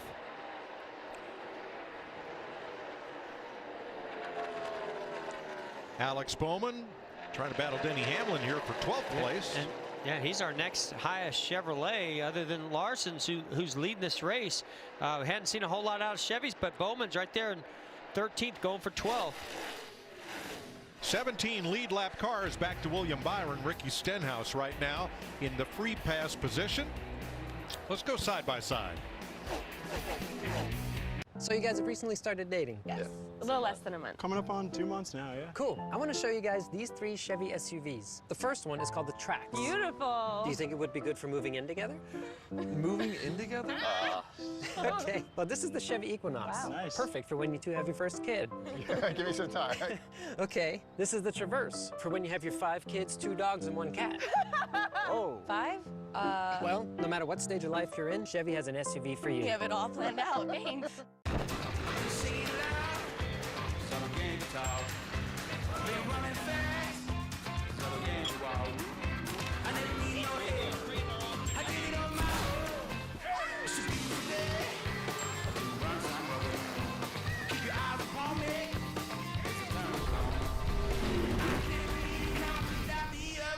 While cars, tracks, and drivers may change, the smooth citrus taste that drives us remains the same. Only Mellow Yellow. Ladies and gentlemen, the extra crispy kernel. Bronze and golden, new and tasty. Cut to close-up of the crispy kernel. That's the name of the sandwich, because it's extra crispy like me. Cut back to the sandwich, then cut to me. Cut close on the sandwich, cut close on me. That's too close. Thanks. Let me hear them product attributes. Get the new crispy kernel sandwich with all the fixings for just $5. This is our magnificent mile and a half. These are our monsters of the Speedway. And this year, Midsummer Racing returns to the Midwest. Stars and Stripes NASCAR Weekend is summer's biggest party. Featuring a concert by Randy Houser before the Overton's 400 at Chicagoland Speedway, the Windy City's home for racing. June 28th through July 1st. Get your tickets now at ChicagolandSpeedway.com. Amazing day.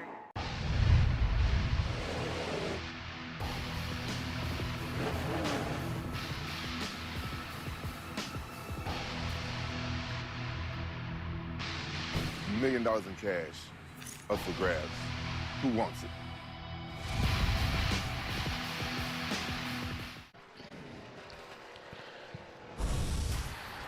This summer, the World Cup is coming to Fox and FS1. Every match live, over 300 hours of coverage. The world's biggest sporting event. It begins June 14th on Fox and FS1. Here in Kansas, 151 complete, 9 to go in stage 2. Kyle Larson, a second and a half up on Harvick, Blaney, Kyle Busch, and Logano. Martin Truex in 10th, trying to get the final point of this stage.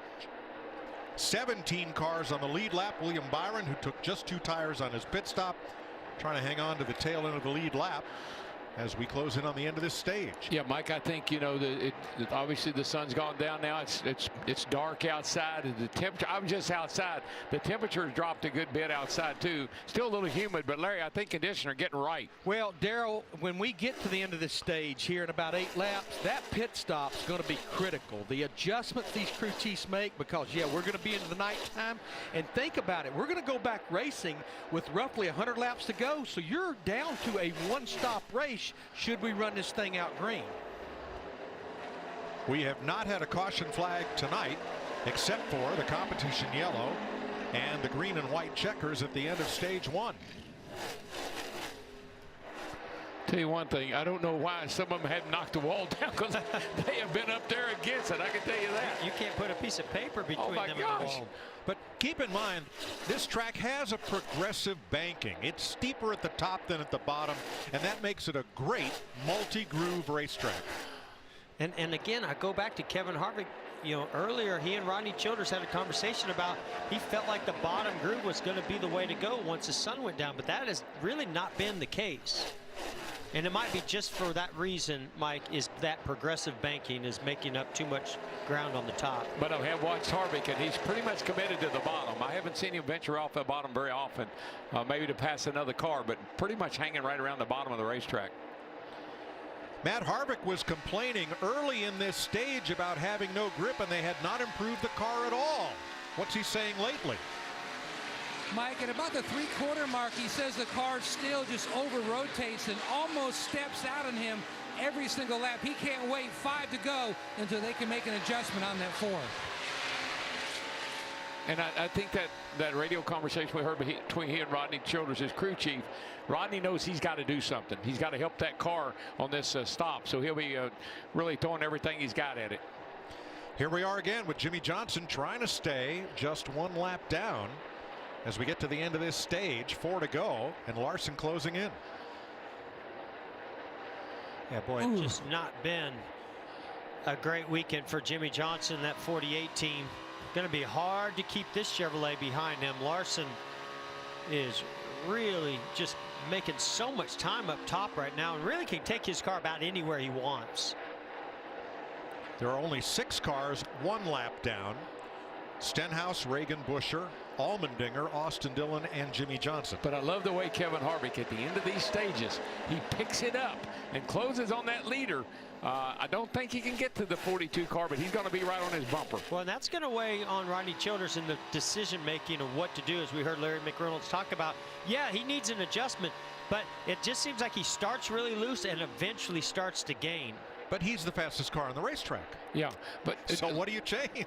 Well, he did lose the lead though, and he, hasn't won a stage yet. But he's not complaining. He's reporting.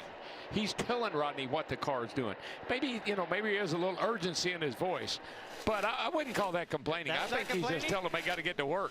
Now wait a minute, that's not what you said when you listened to my radio when I was driving. Trying to give him a benefit of the doubt.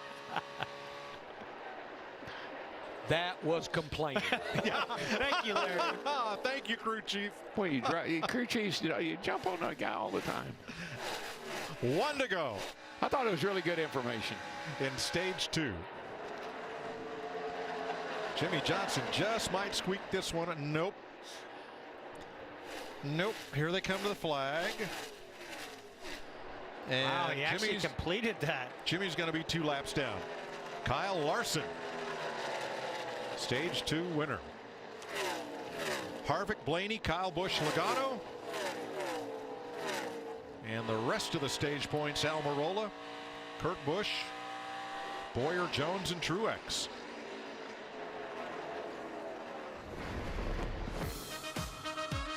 Kyle Larson, first stage win for him since Homestead last November.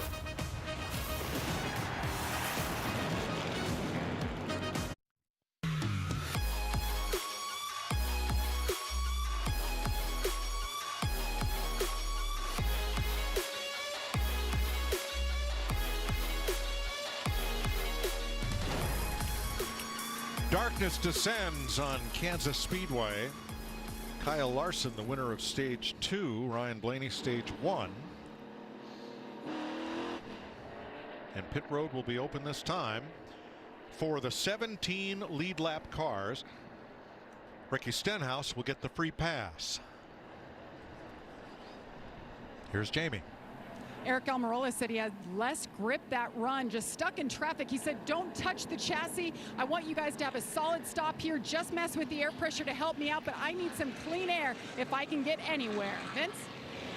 Well, the 18 of Kyle Busch, he started out too tight that run, and then it swung too loose. So they're trying to figure out a way to make that transition a little bit smoother. For the 4th straight stop, they put the wrench in the rear end, going to make a chassis adjustment. Matt? On Pete's guys going to work on the 42. Larson slides in a little bit in the box. He said the car in clean air, neutral, a little bit tight in traffic, but really great lap times. The 12 of Blaney started out tight on the splitter, and then came back around. Not too bad at the end. Meanwhile, Harvick, chassis adjustment on the 4. You heard his comments earlier. It's just way too free. Kyle Larson not only wins the stage, he wins the race off pit road.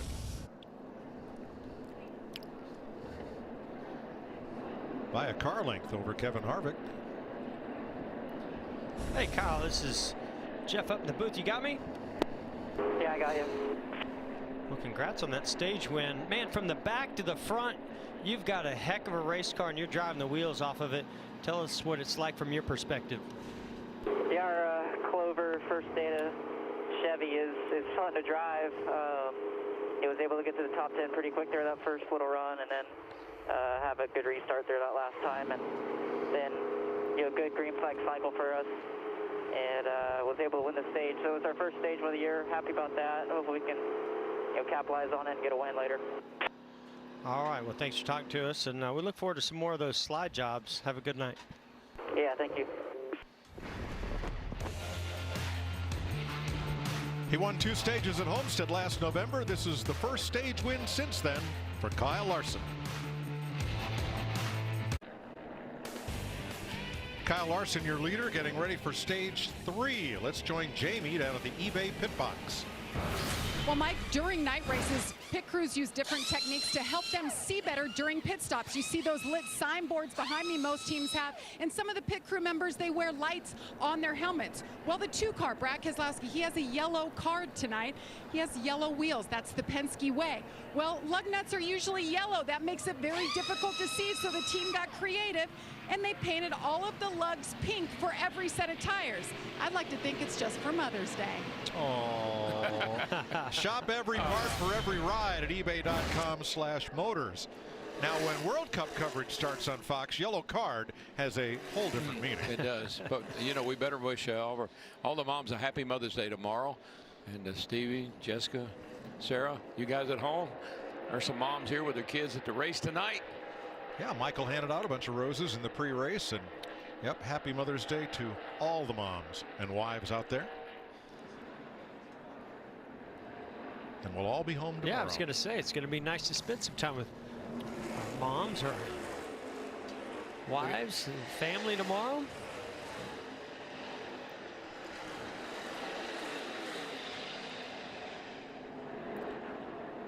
Next Saturday night, restrictor plate racing comes to Charlotte. What will the NASCAR All-Star race be like? Wow. I can't wait. I think it's going to be spectacular. I think it's going to be wild and crazy. I mean, the All-Star race is always wild and crazy, but I think it's going to elevate itself even higher. Guys, if you had told me that up to this point, Kevin Harvick would have no major issues and no stage wins, I would have said you're crazy.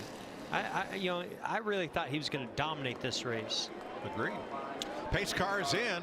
Here they come toward the Geico restart zone for stage 3. Larson, Harvick, front row.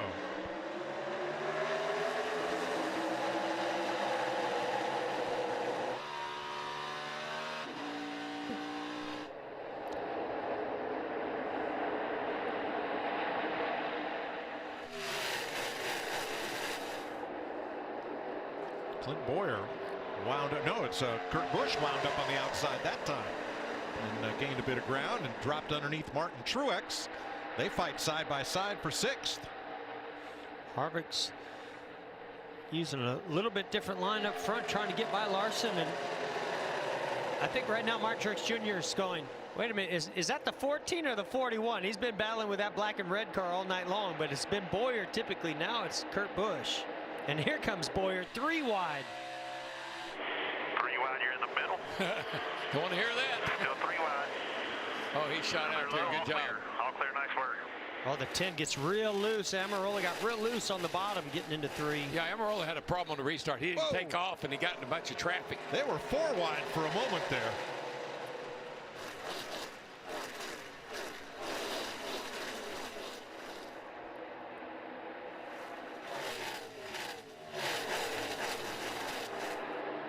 Tell you one thing, Martin Truex Jr. keeping that 10 car pinned down as they came off turn 2. Yeah, Almirola was positioned just off Truex's rear quarter as if trying to loosen him up. Didn't happen. No, it didn't. But, you know, Almirola had a bad restart there to come into the green, and he fell back. He's been running at the top 5 or 6 most of the evening.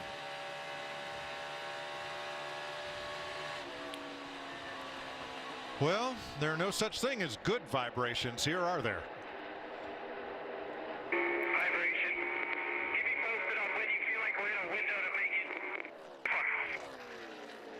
Kyle Busch with a vibration. Well, and Vince, I'm curious to hear about Kyle Busch because we've heard him talk about vibrations many times. He was pretty calm right then.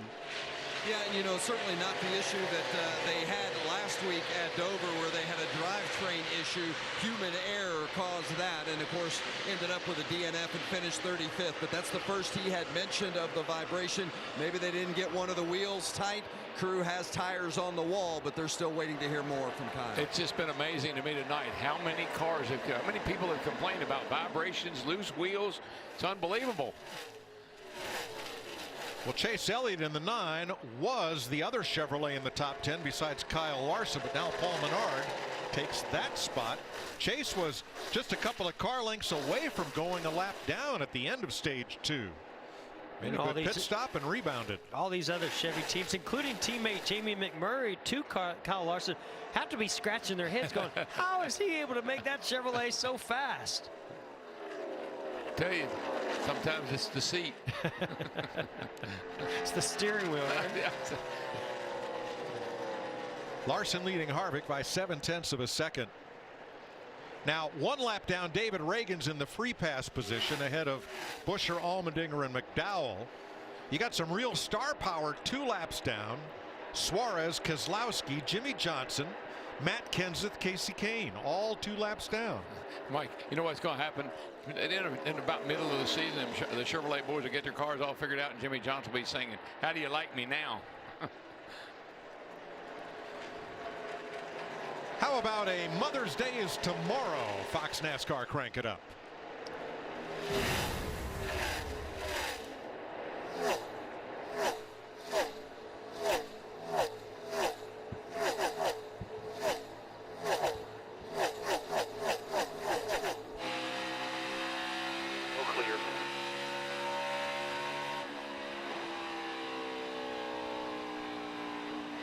Quarterback, I need tight.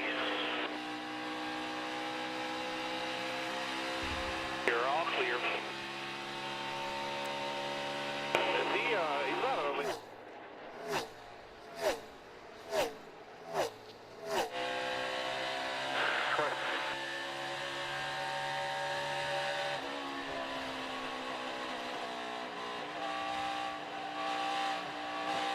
Still out there. Keep coming with it. Keep coming. Keep coming. Still there.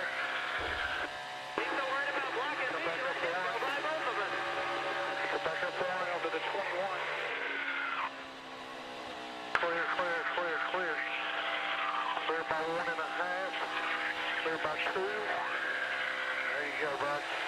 Clear by 2. Clear by 1 now. Run your line. You pull away from them.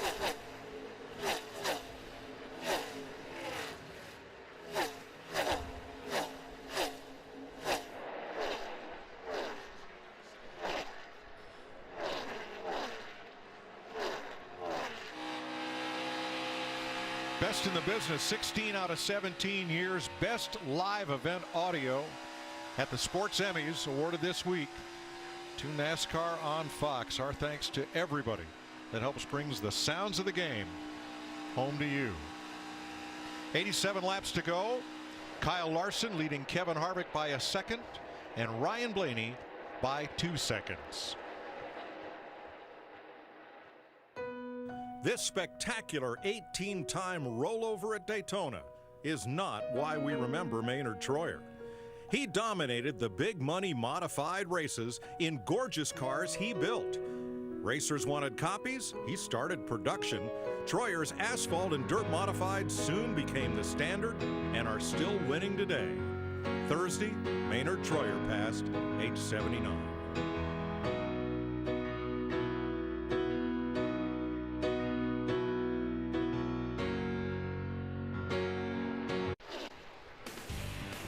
.81 laps to go in Kansas. Kyle Larson leading Kevin Harvick now by 1.4 seconds.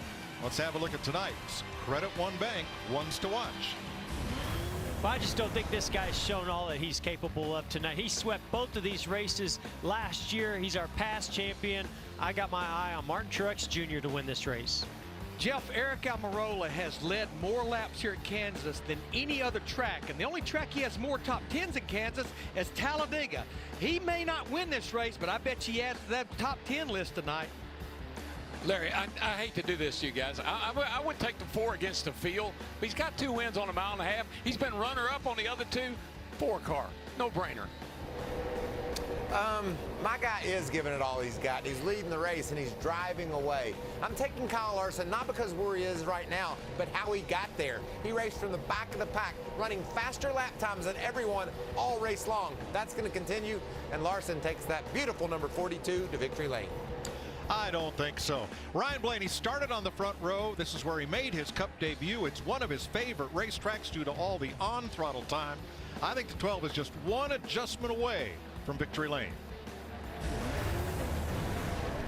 Darrell, we'll all just have to agree to disagree, right? Yeah.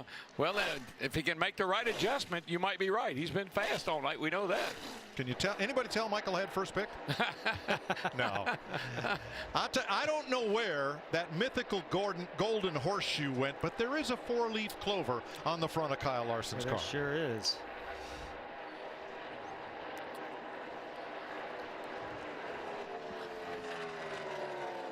Now let's have a look at some folks that have fallen back a bit. What's happened to Clint Bowyer, Jamie? Well, Mike, he came into this weekend really feeling like he had the best shot at winning this race since 2007 when he finished second. Well, this car has been a handful tonight. He is screaming on the radio, just saying how loose he is, running 12th right now, trying to protect that position, saying he is down about 3 inches on the track bar. He can't go anymore at this point. Seems like he and Denny Hamlin have been side by side half the night. Yeah, but the Stewart-Haas cars are all pretty good. Harvick's second, and then the 10 is 8th, and they're all right there except for Bowyer, and he's a 12th, but still pretty good shape. Matt. DW still haven't been able to hit that sweet spot on the 11. Once again, free the last run. They took a packer out of the left front and made a wedge adjustment. It's still not tightened up. Vince, how about the 5th place car? Kyle Busch just told crew chief Adam Stevens they just don't feel like he's been able to keep the rear tires under him. Actually, all 4 tires under him just don't have the grip that they anticipated having. They were very optimistic coming into this race. One of the strengths of this team is adjusting as they go along, and they've taken swings at it every stop they've come. They've got one more stop to make. We'll see if that's a difference maker. 3 of the Hendrick cars running 11th, 14th, and 15th. Alex Bowman in the 14th spot, 16 seconds off the lead. And right behind him, William Byron, who has had a little different tire strategy, a couple of 2-tire stops. And Chase Elliott leading the Hendrick brigade there in 11th. All the race cars are good, and they're not bad. They just can't keep up with this cat here in the 42 or the Fords right now. Looks like he just put Michael McDowell 2 laps down there. I still think that the Chevy guys might go get their arms around this car before the year's over with, and they will be very competitive. Well, we saw this on our last night race that we ran in Richmond, how the track changed and transitioned so much that most teams couldn't keep up with how much it changed. And it was pretty much loose on that night, and it's really loose that we're hearing tonight also.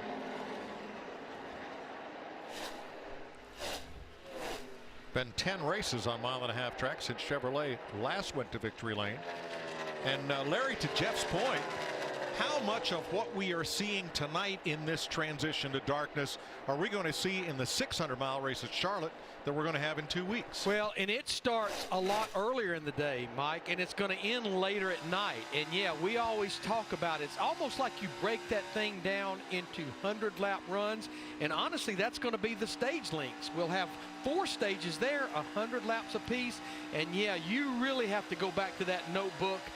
When you start that early in the afternoon, that as far as daylight and transition well into the night. Yeah, Larry, you know, it used to be years ago, you could do spring rubbers, you could do a lot of different things to make big changes and swings from day to night. Now it just seems like nothing really makes a big swing. We heard Clint Boyer talking about, I've lowered the track bar 3 inches and it's not helping. I mean, what kind of tools do they have today to make those bigger swings? Well, we've heard Matt, Jamie, and Vince talk about a lot of teams pulling shims and adding shims in the front packers. And what the packers, they're ride limiters in the front of the car. You pull the shims out, it lets the car travel a little bit more. If the splitter's hitting the racetrack, they actually add thin shims. That seems to be one of the bigger adjustments being made on pit stops even here tonight at Kansas. And Larry, it just seems to me like mechanical grip is not as important as it is aero grip.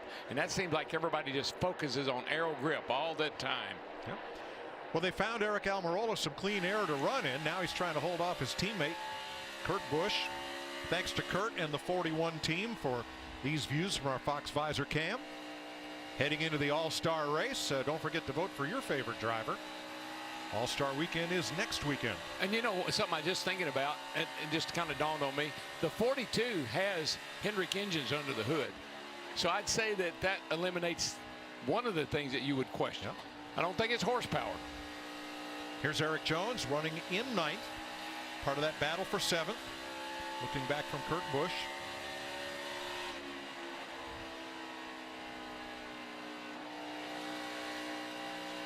And Austin Dillon on pit road. Boy, he barely made it too, Mike. Yep. Like all of a sudden he dove on pit road. Yeah, he was sideways getting to the pit road entry. Yeah, Austin Dillon took the wave around the last caution, so that's why he had to pit a little early. Yeah, watch this, Larry. I mean, he is just, I don't know if they called him a pit road or he just decided, but here he comes really hot. I didn't think he was going to make it. I'm impressed he even got there. On your light here. Just back it down. There you go. I hope it's all right if those right sides hit that orange box.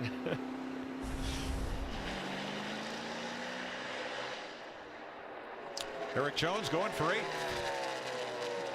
I like the race that Eric Jones is putting together. Just real calm and just methodically picking away at it one by one. BJ McLeod making a pit stop. He's in the 51 this week. And yes, Austin Dillon has a commitment line violation. You said you were hoping. He was. I didn't call it out. He was hoping too. Sure. Here are tonight's Toyota top performers. Kyle Busch in 5th, Martin Truex 6th. Put Eric Jones on that list in 8th. Having a nice solid night tonight. Jones is, and running 8th. Just got to run all the laps.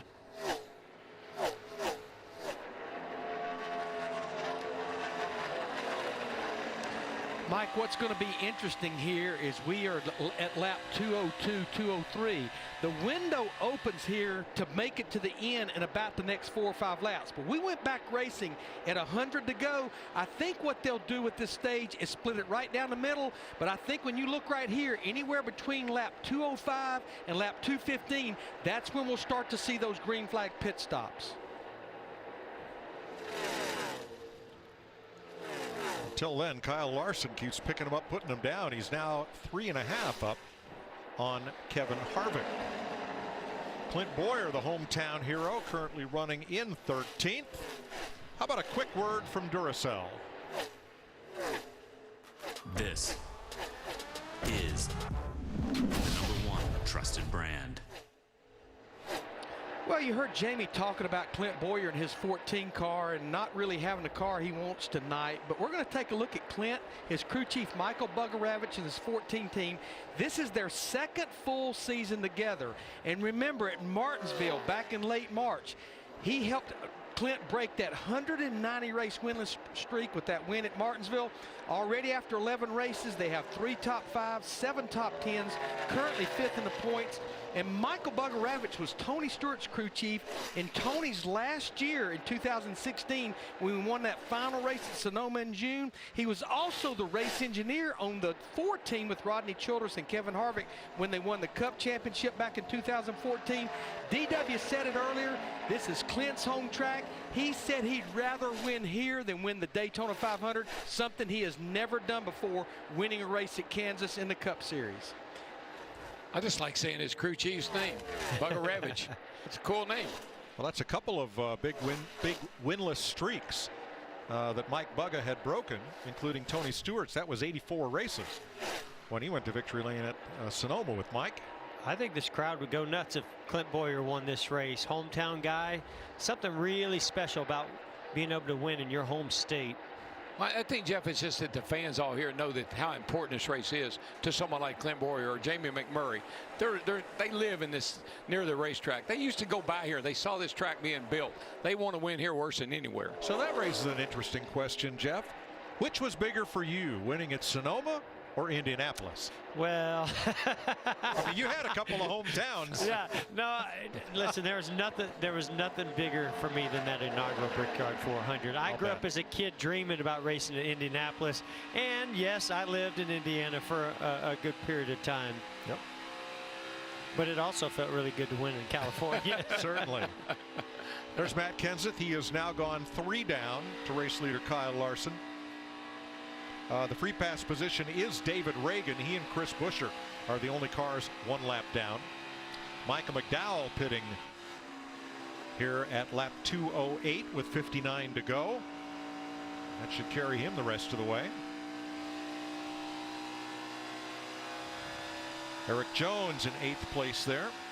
Austin Dillon on fresher tires, 3 laps down, going by. Jamie?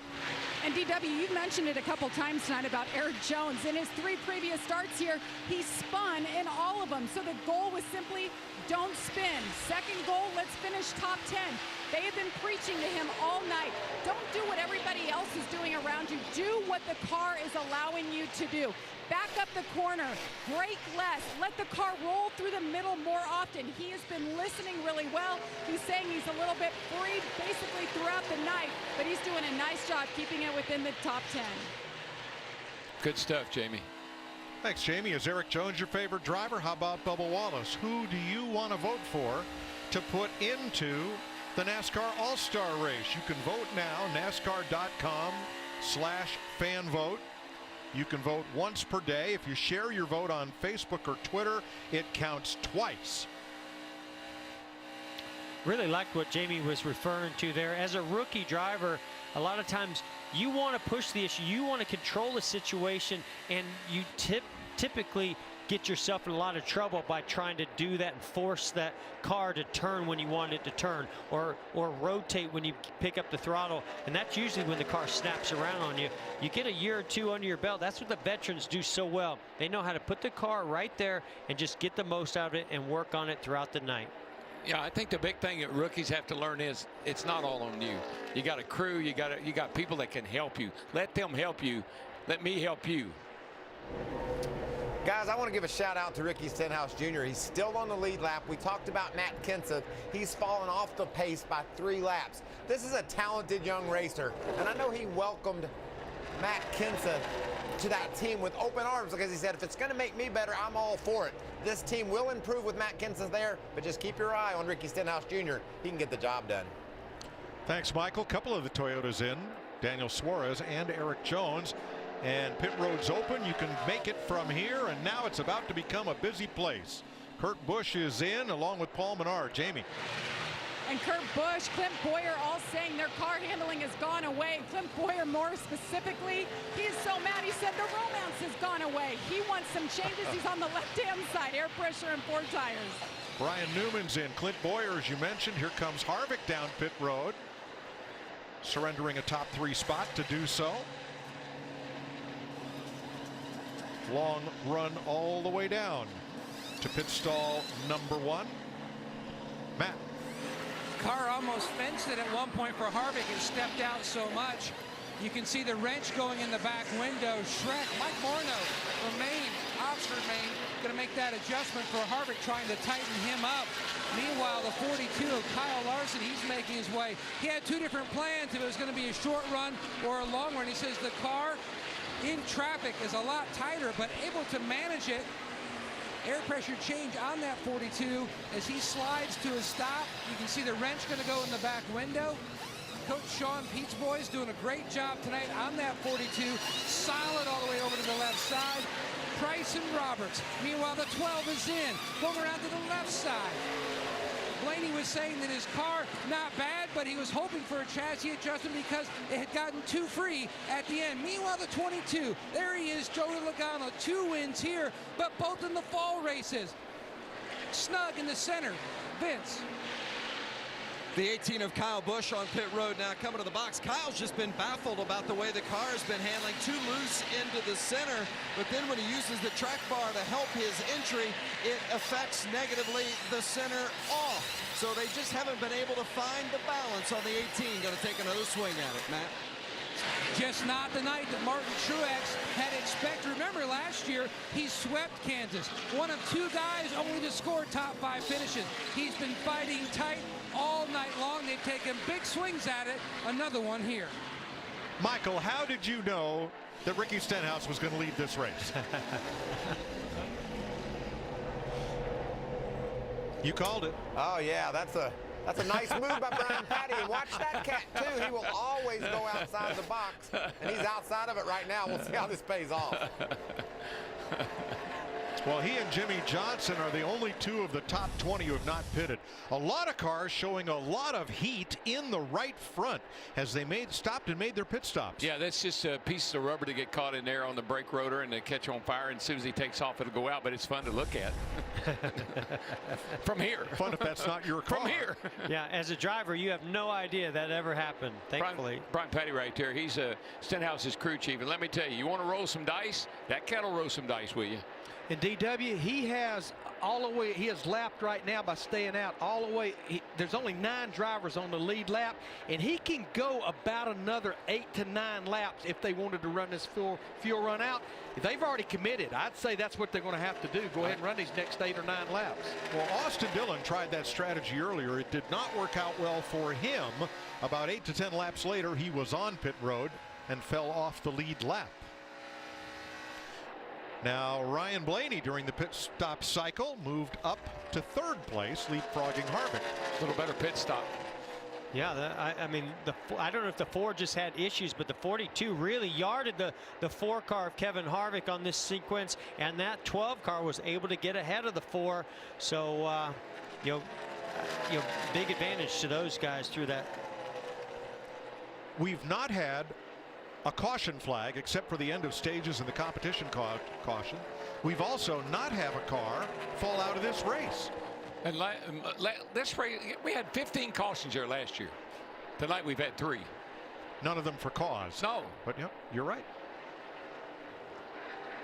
So right now, Brian Patty in this call in the 17 car, Ricky Stenhouse Jr., they know that the gamble they're taking is that they need a caution. They don't want this thing to continue to go green and them losing time on those older tires. Yeah, that would pin all but the next 8 cars a lap down. Let's go side by side. Section PU 402, row 41. Jimmy Johnson, the fastest gun in the West. Section 104, row 4. Blaney got his first win. Section 25, row 3. What a year for Bubba. Section O, row 25. Keselowski's gonna win at Talladega. Section 156, row 4. Kurt Busch to the lead on the backstretch. Section 233, row 1. Martin Truex Jr. wins. You get a seat, but we doubt you'll ever use it. Grab your seats at NASCAR.com/tickets today. So Dave here is taking the family up to the lake for the weekend, but without the white knuckles this time. Because his new 2018 Ford F-150 has Bliss with trailer coverage. It's Brainiac smart. Not only does it watch your F-150's blind spots, it's got your trailer covered too. Just another reason why Ford F-Series is America's best-selling truck for 41 straight years. This is the new 2018 Ford F-150. It doesn't just raise the bar, pal. It is the bar.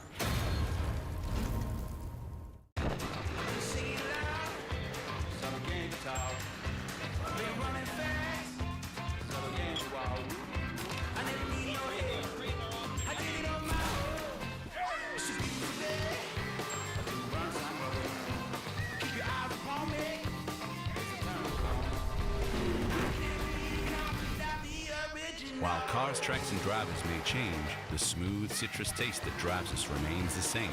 Only Mellow Yellow. No one agrees on the best. Everyone agrees on the two best. One's a miracle of human genetics. One's a god. One controls the game. One finishes it. King Kong versus Godzilla. Does it matter who wins?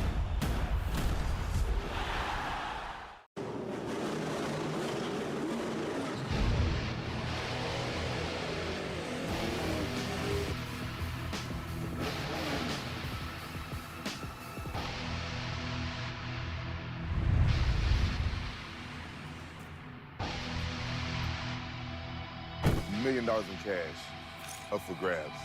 Who wants it?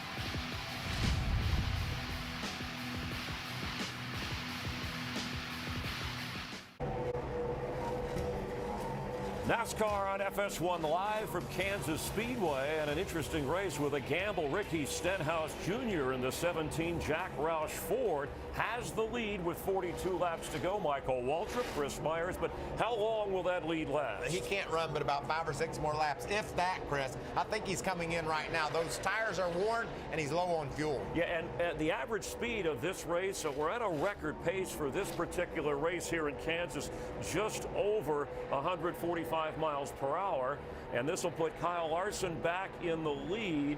And here's a guy who now has led the most laps in this race, a group of Fords following him, but somebody's going to head him off. Remember, he started 38th and has come all the way back. It was on lap 131 when he first took the lead. Can he hold on to it? Who'll put the most pressure? I think Blaney, not only did he get past Kevin Harvick during the exchange of pit stops, he also cut into Kyle Larson's lead. In the last 3 laps, this car, Blaney, has been faster than Larson, so he's closing the gap. Meanwhile, Hot Harvick, Kevin came in going for his 5th win of the year on the pole. He's currently running 3rd. He has not won, though, from the pole in his last 12 spots there. But I did want to mention Toyota, because a Toyota has not led tonight. A Toyota did not lead a lap in last week's race, and yet you have Kyle Busch currently running 5th, the highest Toyota, who already has won 3 races this year. Yeah, and right behind him in 6th is Martin Truex, and that's interesting because that car's been fast the second half of this race, but he needs a break, he needs a caution. Get packed back in line there and see if he can make a move. And worth mentioning, I know Jimmy Johnson, we know Chevrolet has certainly had their moments here with Kyle Larson. We asked who would step up, and he's yet to pit, but Johnson, he just is coming in now. Here comes Kyle Larson, your leader in the 42 Chip Ganassi Chevrolet, but Jimmy Johnson has never gone past race 12 to open a season without winning a race, and of course he's been a couple laps down all night. He's yet to lead a lap this year. Yeah, and it's just so confusing, such a struggle, not only for Jimmy Johnson, but pretty much all of Hendrick Motorsports. And then Kyle Larson out there in the same. We've talked so much about the Chevys not being competitive, and Kyle Larson is dominating. And tomorrow, this reminder on Mother's Day, and a happy Mother's Day to all the moms out there. It's an MLS Soccer Sunday doubleheader on FS1. Orlando City battles Atlanta United at 6 Eastern. Then LAFC faces off against New York City FC at 8:30. Catch all the action on FS1, of course, streaming live on Fox Sports Go. Let's head back upstairs. Darrell Waltrip, Jeff Gordon, and Mike Dillon. Thanks, Chris. 38 to go. Kyle Larson in the lead. I think I figured it out. It's something Benny Parsons used to say when he was about to roll the dice in Vegas. Baby needs new shoes. Kyle's daughter, Audrey, was born on Monday. Mom, Caitlin, daughter Audrey, doing fine. In fact, the baby arrived 2 weeks early. John Hunter Nemechek was scheduled to be on relief duty in case Kyle needed to leave for the blessed event. But now he has a son and a daughter, And boy, he's out front. He is, and he's going to run up at Hopstad, Indiana tomorrow night, Tri-State Speedway, in a sprint car. That's a track I raced on years and years ago. And the Helfrich family run that track, a really neat little racetrack over there near Evansville. And Kyle told me he's going to run there tomorrow night. Yeah, I'm very familiar with that track. Ran there myself in some sprint cars. It's hard to believe that Kyle Larson's never won on a 1.5-mile track, that he's finished second. What did it say up there, 6 times before? Wow. Incredible. Well, he's getting mighty close to breaking that streak.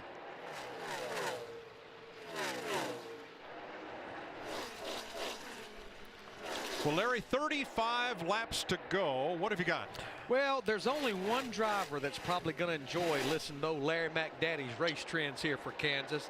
I've taken a look at the last 7 spring Kansas races here, and the average of the last caution, 47 laps to go, and we are now at 35 to go, and we've never had an overtime in those 7 spring Kansas races. Now there's about 37 other drivers. They don't like that trend. Kyle Larson's loving it. Wow, look at that. Kyle Larson seems like he's running those Chevys harder than anybody. He put Jimmy Johnson a second lap down right at the last lap of stage 2, and he and Ryan Newman almost had contact there as they battled for 2 laps. That's one thing about the young guys do. The young guys drive like it's qualifying. Coca-Cola Racing family runs like this. Kyle Larson the leader, Joey Logano 4th, Denny Hamlin in 12th. There's Ryan Newman, who has just gone 1 down. Austin Dillon, Daniel Suarez, Darrell Wallace with some difficulties early. 33 to go. There's Logano in 4th place, 11 seconds back. Now his lap times are very, very close to that of the leader, but not gaining a lot of ground from 12 seconds back, especially having to battle Kyle Busch here. Well, you see Kyle Busch is hanging on that bottom groove, looked really good through the corner, and then as he got to the exit, the car just took off on him. I tell you what, Mike, the car that could challenge our leader right now, Kyle Larson, is this guy right here. I've been watching lap times. He's got a couple of tenths on Kyle about every lap here now, and starting to close that gap a little bit. Blaney into 12. There it is at 322 feet on our Fox tracker. And look how close to that wall. I mean, he and Larson are. There's just got to be a coat of paint between them and the wall. That's it. The guy that might win this race is the one that keeps the right side on it. Wow, it's close. They're so close. I mean, look at that, Mike. It looks, every time I look, I think, oh, he's in the wall, but he's not. He's just like, oh, trouble on the back. A shower of sparks. Alex Bowman, the first. He's got a tire down. Right front down, and Daniel Suarez also. Clear down, clear down. Suarez got a lot of damage. We're going to have help jacking up the right front. Going to be right side. You can see some tire mark there on the right front fender of the 88 of Bowman. Yeah, Daniel Suarez, it appears, got loose. And Bowman is victimized from 14th place. Suarez was 2 laps down. Watch the 19 on your left. Suarez in the 19, Bowman in the 88. Bowman closing fast. You can see Bowman checks up. Oh boy. William Byron got through. He was tracking the 88, and here's your leader. Checking out here, checking out. Watch it. Keep coming, keep coming. Oh, wow. That'll take your breath.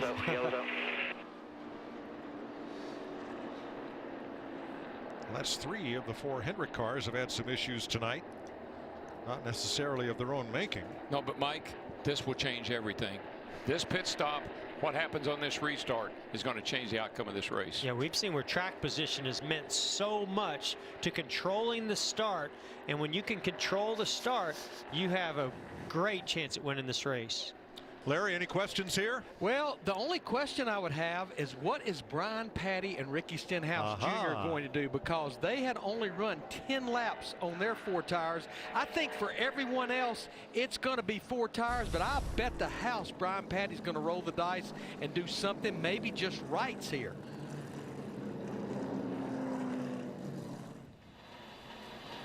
The one thing I do need to clear up and I do need to straighten out, Stenhouse is actually a lap down, so I'll be willing to bet what he'll do, he'll take the wave around here. Yeah, there you go, Larry. That's what I was thinking. There are 4 cars 1 lap down. Now, Ryan Newman is in the free pass position, but McMurray, Stenhouse, and Bowman are 1 lap down. This is the first caution for contact of the night, and it comes at lap 237. Daniel Suarez and Alex Bowman involved. So when we restart, we will have at least 15 cars on the lead lap, including Newman, and we'll see who stays out to take the wave around. That, of course, assumes that the lead lap cars pit here.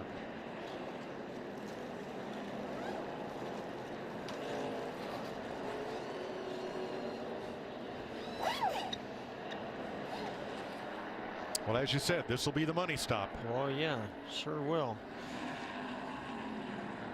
Larson, Blaney, Harvick, Kyle Busch, Logano lead them onto pit road. Jamie.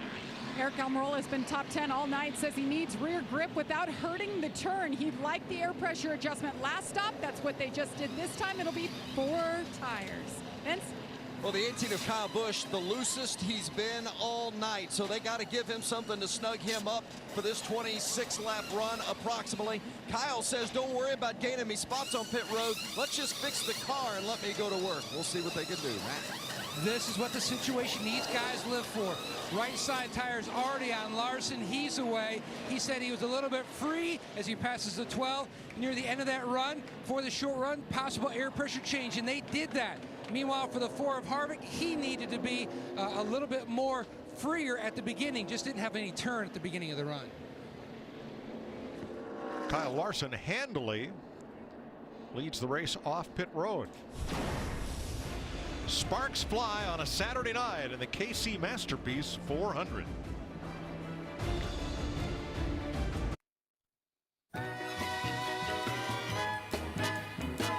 Mama said there'll be days like this, there'll be days like this. Mama said, Mama said there'll be days like this, there'll be days like this. My mama said, I went walking the other day.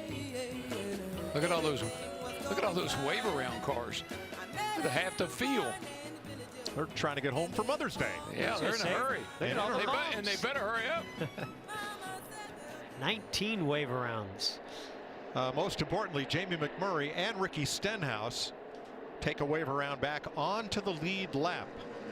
So we will restart with 17 lead lap cars, and it'll be 25 laps to go. 25 laps, Saturday night shootout. Keep your eye on that 12 car, Ryan Blaney. The last time that we had a restart like this, he got a big jump on the 42 and almost made a move going into 1. Now we're this late in the race, he'll make that move if he needs to. You know what they're going to be? They're going to be 3 wide or maybe 4 going into turn 1. Well, it's about time. That's what we came to see. Green flag.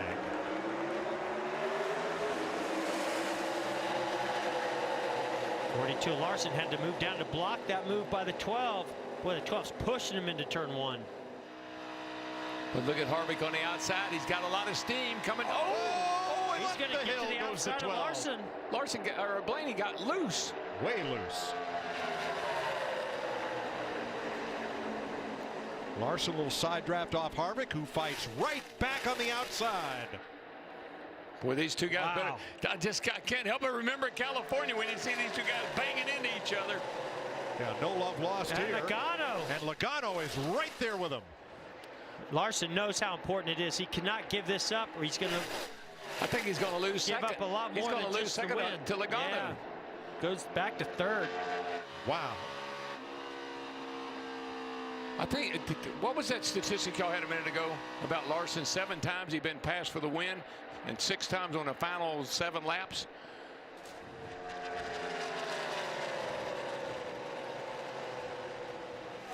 Kyle Busch in 4th. Blaney recovers for 5th. They have a little distance on Martin Truex. William Byron, who took just 2 tires. Eric Jones, Hamlin, and Almirola. Yeah, Blaney just got in a bad spot over there, Mike.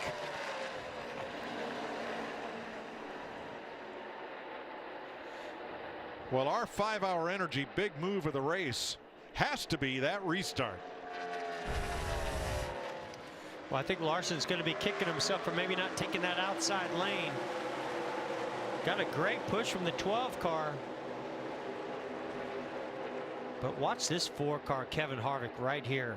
Yeah, right there, Blaney got loose and had to chase it. Good thing he had nobody is outside. Had to run up the hill. That cost him a bunch of spots. Well, you give Harvick the outside lane all by himself, and here comes the closer. He's on it now, and he's pulling away. And that's your 5-hour energy big move of the race. I think when he gets out front, Mike, in the clean air and everything else, as good as that car and as good as Kevin is, it's just going to be hard to catch him. That right there, he just saw there, he was able to suck Larson around just a little bit, got him loose. Here comes Logano, and Larson had nothing, couldn't do anything about it. Now Blaney going after Kyle Larson for 3rd. Boy, I also just wonder if the 42 of Larson, they made an adjustment that did not work out well with this set of tires. Ooh, that crash together. Big tire. Oh, yeah, the 12 blew right front tire. They got into each other. The 12 and the 42 got into each other, and I think it cut the right front tire down on the 12. And possibly the left rear here on the 42. Gosh. And there goes Blaney's chances. They were racing each other so hard. And so close. Too close. Chip Ganassi, the car owner, he is not a happy man. I don't know how much damage the 42 car has. I think he has some big tire rub. Between Larson and Blaney, they led 153 laps tonight. Watch this, Mike. They just get up close to each other and just. Here's at the start finish line. Start banging into each other. Bang, bang. Comes up. Bang. Well, I don't know if that was necessary by the 12 of Blaney. That last hit seemed to be a little bit aggressive. I agree, Jeff, except I think he got into him and just couldn't get off. I think the car got a little loose and he just couldn't get off of him. Quarter starting to chase you now tight. Loose under. Cut his right front tire down. I mean, I understand side drafting, you know, to try to make that move. And here's Kyle Larson's radio. You can only run me up so high. I got you.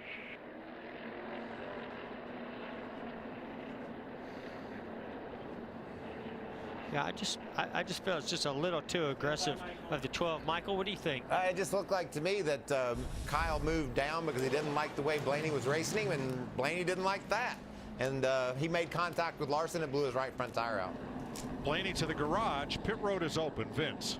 Well, long discussion between crew chief Adam Stevens and driver Kyle Busch as to whether or not Kyle was going to come. He's been fighting loose all night, but on that last stop, they actually snugged it up too much. So Kyle says, you got to free me up a little bit this time around. That's what they'll do, Matt. Kyle Larson said, I'm way too tight. That's how he started out that run, and Jeff, you touched on it. That's why he just didn't look like he was the same car. Meanwhile, the 4 of Kevin Harvick, they threw around the idea of 2 or 4, but they're definitely going to go 4 tires on the 4 car. A pump and a half up, tires on. Service almost complete for the 4. William Byron leads them off pit road with just 2 tires again. But not everyone pitted under this sequence. The first 5 cars, at least maybe 6, stayed out. They could have stayed out. Chip Ganassi had it all going Kyle Larson's way until just recently. Get ready, Charlotte. When the sun goes down, the stars come out. And these drivers have been waiting for this chance to shine. Competition at its finest is on the way, and they won't be taking this one lightly. After all, there's only $1 million at stake. Don't miss these stars as they light up the track.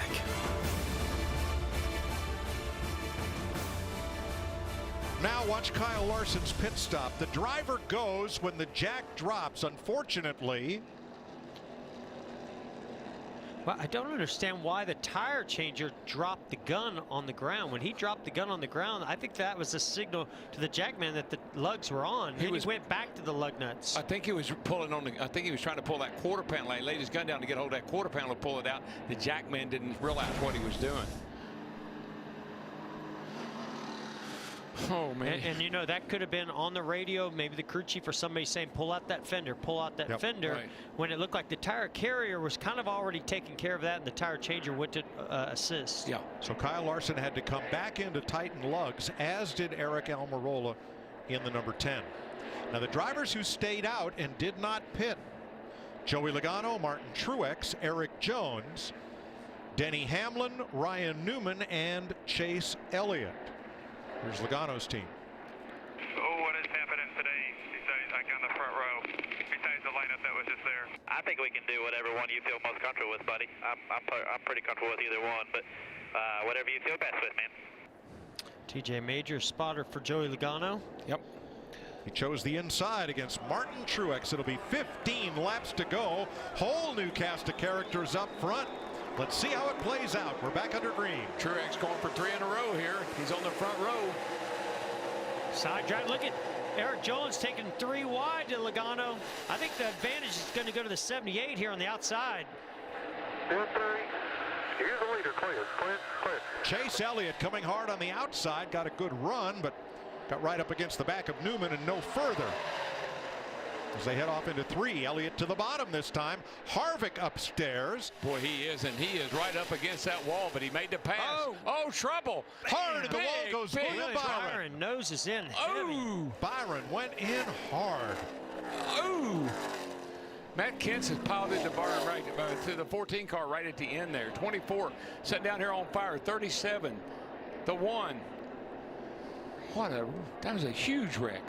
Chris Buescher involved. You can see William moving around a little bit. That's Ty Dillon. There. He's out of the car now. Matt Kenseth, and William Byron climbs out after an incredibly hard hit. I'm not sure what happened, but remember, William only took 2 tires. It looked like he got a little bit loose. They were 3 wide there. They will stop the cars on the backstretch. Clint Boyer makes it back to pit road. Boyer's just had a tough night all night long. So 5 cars are stopped in the front stretch grass, and Byron on the front straightaway. Good to see he's okay. Oh boy, they're 4 wide there. Byron on the bottom. He just gets loose underneath. He just starts spinning out, gets into the. Man, it just. Oh my gosh, the car almost went over. Just hooked, nosed in. How many times have we seen a car land on top of Ryan Newman? Ryan Newman? Yeah. I mean, that's 2 or 3 times I can remember. Too many. Remember, he was with McMurray down in Talladega when that happened. Matt Kenseth climbs from his car. He's okay. That much damage, that kind of impact, it sure is good to see William Byron climb out of that car. It is, and this is hard into the outside wall, and then it gets Dillon rammed. out of his car. Jamie McMurray has climbed from his number 1. Chris Buescher moving around in his car has not yet climbed out.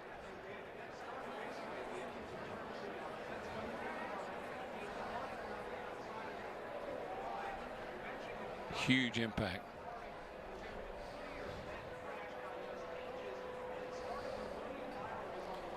Well, let's ride with Kurt Busch and our Fox Visor cam. 31's up there, top side slow, inside corner, third spin, come on. Missed it here, keep coming, big wreck here, keep coming.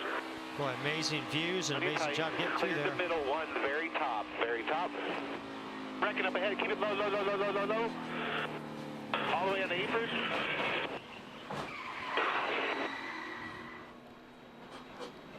Chris Buescher has now climbed out of his car. That's good news. Everyone is out and walking away. Look at Kevin Harvick, just missed this. Oh my, how close was that for Harvick? And for Kurt Busch also, maybe a little damage to the right side actually from the 14. I think we now know where the Golden Horseshoe went. We do tonight.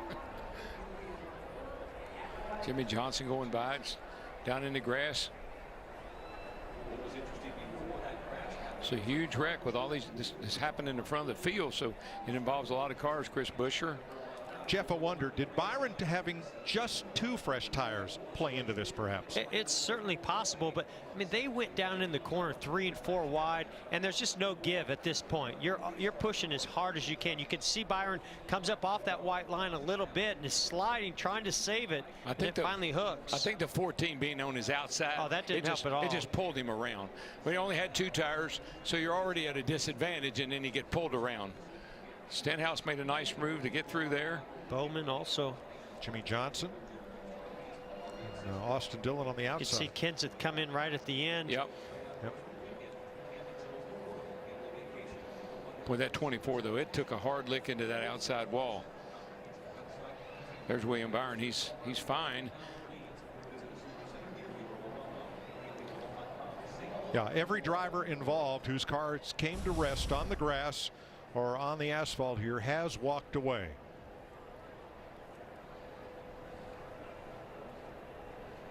Seven cars involved, and Bowyer will probably be able to continue, and he may be the only one of those cars who can.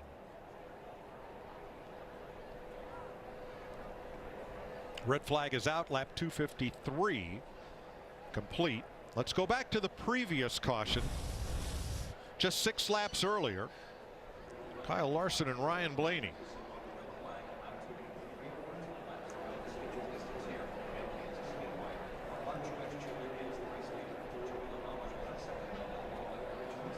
And Jamie is with Ryan Blaney. And Ryan Blaney brought it back to the garage, and then he had to be checked and released. Led 53 laps tonight, had a solid car. But what happened between you and the 42? I don't know, just hard racing. I'm definitely to blame on that one. Just trying to side draft hard, and your car's kind of light down the front stretch there, and just hard racing at the end. I got about spun out and 1 and 2 on the restart. Getting sucked around, and we're making some spots back up and just trying to get back up to the front and try too hard. So that stinks. We had a really fast race car, and I hate it for Rev. You know, the 2 races they've been in our car this year, and we've led a bunch of laps on both of them and ended up wrecked. So wish we can get over that hump, but I thought we made a good gain tonight in where our cars need to be, and hopefully we can carry that forward into the next upcoming weeks. But definitely my fault, just trying too hard, and made contact, and then it cut my right front down, and hate I got the 42, but just hard race. Thanks, Ryan. Thanks, Jamie. No cautions for contact for the first 237 laps of this race, and then 3 in rapid succession.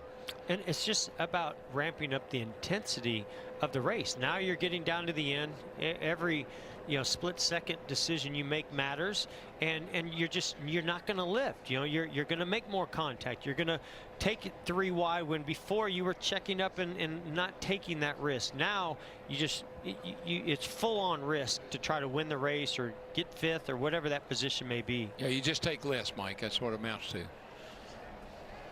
So Martin Truex Jr. is the race leader under red from Joey Logano, Eric Jones, Denny Hamlin, Chase Elliott. Everyone back to Clint Bowyer in 17th is on the lead lap. Now Bowyer's car is on pit road. They can't touch it during the red flag period, but once the red is lifted and the yellow comes out, they will be able to make repairs.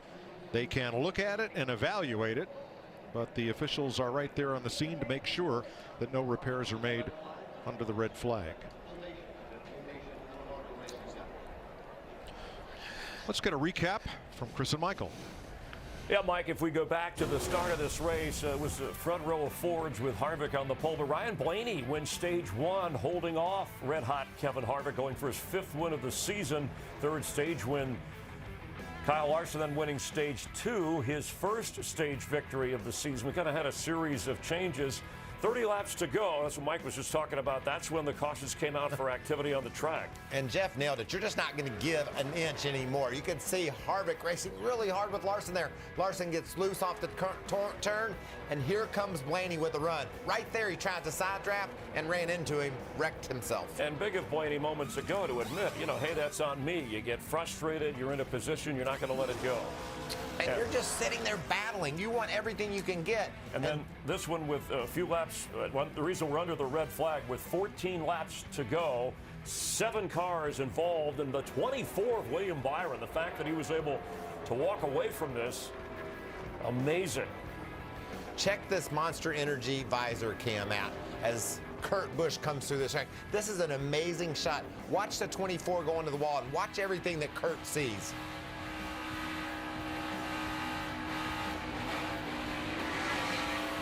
I mean, just so violent. So they're running up for upwards of 170 miles an hour right there, Chris. William Byron on 2 tires down on the bottom of the racetrack, 3 wide. His car just got loose and around it went. Yeah, and currently Kurt Busch is running in that 7 spot. Boy, for Ryan Blaney, a heartbreak kid this year. He's led the most laps of any driver who has yet to win a race, and you could sense the disappointment and frustration in him. All right, the storylines coming into this race, right? Who would step up for Chevy? It was Kyle Larson, but certainly he's out of the picture in terms of winning this race. Red hot Kevin Harvick, he's still in the thick of this, obviously in pretty good position, and the king of restarts and closing races. And the other question, and finally, Toyota has someone who has led a race tonight, the first in the last 2 races, the guy who dominated here last year and dominated mile-and-a-half tracks, the defending champ, Martin Truex Jr. And that car's been getting better and better all night. He's in a position now to go out and close this deal. But watch Kevin Harvick. He's starting 6th. That means he's 3rd row outside. Outside should be an advantage. Harvick is the closer, like you said, Chris, and he can close this deal still from 6th place. And Aric Almirola, who started 4th, is currently running 12th, and it was a year ago. He wasn't in the 10 car with Stewart-Haas Racing. This was the wreck that knocked him out for 7 races in this race, and it was amazing that he had to go to the hospital, but within 24 hours in the 43 car, because of a back injury, he was able to get out and recover. You see the way that car slammed down in the back end. They had to cut the roof away to get him out of that car, and he's been rehabbing ever since, just working and working on that back. And tonight in his 10 car, and he's had a terrific season so far, still searching for that first victory in that wreck.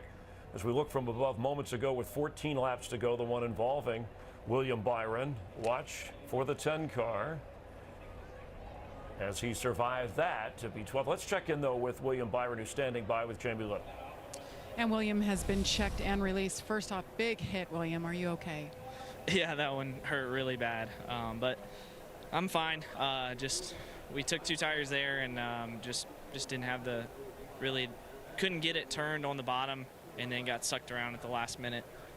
Just should have been lower than that. Just couldn't rotate, couldn't cut. So I think overall we were trying to kind of push some things there and just didn't work out. But we'll go on to wherever's next, and that one definitely hardest hit I've been in, but thankful to be walking, so that's good. I know you guys tried 2 tires a few times. How did that make the handling change compared to the 4 tires? Yeah, I just wouldn't turn on 2 tires, and we were kind of a sitting duck there with that strategy, and then felt like after that we kind of, we're a pretty decent car before that, but a lot of guys were on different strategies. So I think the one car got hung up on the top, a couple guys split the middle, and I think we were 3 or 4 wide, and it was hard to tell or judge really how much room I had to my outside. So just got sucked around there, I guess, and got loose and hit the wall. Glad you're okay. Thank you. Thank you. A 20-year-old in his 12th race, and nice to see that he's okay. And the 31 actually helped in that situation. That was Ryan Newman's car with that wreck. Yeah, you could see the way Almirola slammed down a year ago, and that's what hurt him. In that case, setting down on the 31 car of Ryan Newman broke his fall, and it made the impact much less. Yeah, and Kevin Harvick is currently running, we mentioned he's 6th, but Chase Elliott, talk about a guy looking for his first win, seemingly out of nowhere, is 5th at the moment. And that's strategy. We talked about how mixed up everything is at the front of the field. Truex and Logano, Jones on those older tires along with Hamlin and Elliott. But now we've got to reset. Those guys that took 4 tires, like Harvick, has gotten a position to make something special happen. Yeah, and Logano, he stayed out moments ago prior on that previous caution. But we mentioned that Martin Truex has his first lead of the night. This is our defending champion who swept these races last year, and he won 7 of his 8 wins, came on mile-and-a-half tracks last year. He has a win this year, but not on a mile-and-a-half. And that car last year was just unstoppable. And just make note there, he took the lead late by restarting on the bottom. It'll be interesting to see what our front 2 guys choose tonight, because Martin made the bottom work. In the fall, he ran again. The 78 was tuned in on his way to his championship. Yeah, there was some bumps in the road, but they got it tuned up, and at the end of the race, you can see he yarded the competition. No close finish there. Martin Truex drove away. Live here in Kansas, we're under a red flag with 14 laps to go. 3 major crashes inside of 30 laps. Now let's check in with the crew chief of Chase Elliott, Alan Gustafson. He's with our Vince Welch. Well, and Chase Elliott sitting 5th right now. You guys pitted about 10 laps earlier than the most recent stop, so you got 10 laps extra on the tires. But how do you evaluate the position you sit in? You'll restart 5th here. Yeah, I mean, it's 5 green laps. I mean, certainly we would like to be there with fresher tires, but I just thought the Napa Chevy was pretty good. The guys worked hard all night long. Chase has done a good job, so we wanted to get a little track position, and you know, the bottom lane seems to be decent on restart, so if we can get going, I think we'll have a shot to get a solid top 10 finish. So you never can tell, you know, as of what happened last time, but I think we've got a good shot at it. Top Chevy right now. We'll see how it plays out. Chris? All right, thank you. So 8 second-place career finishes for Chase Elliott. Truex trying to become the first driver to win 3 straight Kansas races, and his crew chief is standing by with our Matt Yoakum. Circumstances, wheeling that car, and strategy has put that 78 car back where it was last year, going for the chance. Now you're going for 3 in a row. A lot of debate back and forth between yourself and Martin about lane choice. Have you picked one yet? I think he's got to go with this guy. You know, we got the lead off the top there, and obviously the bottom's kind of been the dominant lane all night, but we're just we've been struggling if we got somebody on our outside of us, so I think we just got to hedge your bet and probably take the top. So we'll see. It's been a struggle for us tonight. You know, we really haven't been where we wanted, but we got some track position now, and we'll see how it goes. Good luck. Chris? First lead of the night before we head upstairs. What do you think about where to on this restart? I love what Pern said. It's a coin toss. Martin Truex has to know where he thinks he needs to be in order to get the perfect start. They're going to take the outside, it sounds like. Yeah, does it depend on who's up there with you? In this case, it's Logano, and you got Jones and Hamlin behind them. I think they just want to get the best start they can get on their own and not worry about the competition. And if you get down into turn 1 side by side, that guy's going to get loose on the bottom. That'll give him the advantage. All right, let's rejoin Darrell Waltrip, Jeff Gordon, and Mike Joy. Thanks, Chris. Martin Truex won here last year after taking the lead with 19 laps to go. He takes the lead with 14 laps to go. Chase Elliott in 5th. It's the first lap he's run in the top 5 tonight. He and Eric Jones in the top 5, both seeking their first win. I like that Eric Jones. I like where he is. He's going to restart 3rd no matter what they do on the front row here. And what he's, you know, he tried to get them 3 wide down here on that last restart. So we'll see how that works out.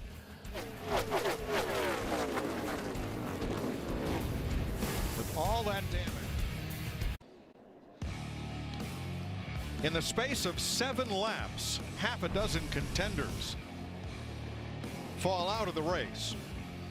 Ryan Blaney up against Kyle Larson, cut right front tire, and the outside wall ends Blaney's night. Just 7 laps later, William Byron gets loose, gets into Clint Boyer, lands on top of Ryan Newman, and they slide in front of Matt Kenseth, Jamie McMurray, Ty Dillon, and Chris Buescher. See how all the damage on Byron's car confined firewall forward after a vicious hit with the outside wall. What a great job building safe race cars.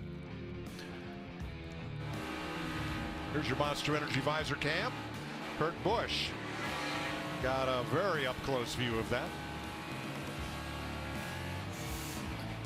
but drove through it to hold on to 9th place. So we now have 15 lead lap cars. That is Jupiter and some of its many moons from the long lens. How about that Jones boy in 3rd place? Restart here with 10. You ought to like to take a day off on the kindness. 10 laps to go. Look out for yourself here at the end. Yeah, I think we said take care of our race car. Don't worry about the rest. And as you said at the top of the show, run all the laps. Run all the laps. And earlier you said we had a 25-lap feature. Now we got a 10-lap heat race. So Martin Truex, who has won both Kansas races last year, what's he thinking now that he finds himself in the lead? You think I'm crazy doing top? Just tell me go. I think you just got to roll good, and you'll be fine. I don't think he's crazy at all, because you know, even if he does drag race to turn 1, if he's on the outside, I still give the advantage to him. All he has to worry about is the 20 of Eric Jones. Got a great run and made him 3 wide down into turn 1. It still worked out for the 78 Martin Truex Jr., but that's the biggest concern I would have. Well, the wild card here is going to be Joey Logano on the inside of the front row. Now remember, the first 5 cars did not stop to take on tires. Harvick and Kyle Busch are the first ones with fresh rubber.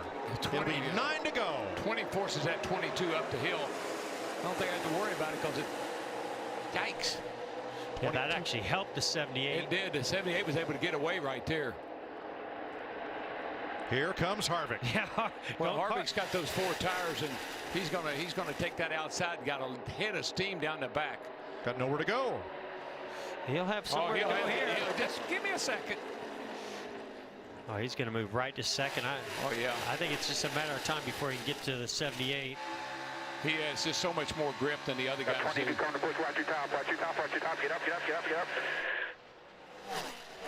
And Larson trying to come back on the outside as well.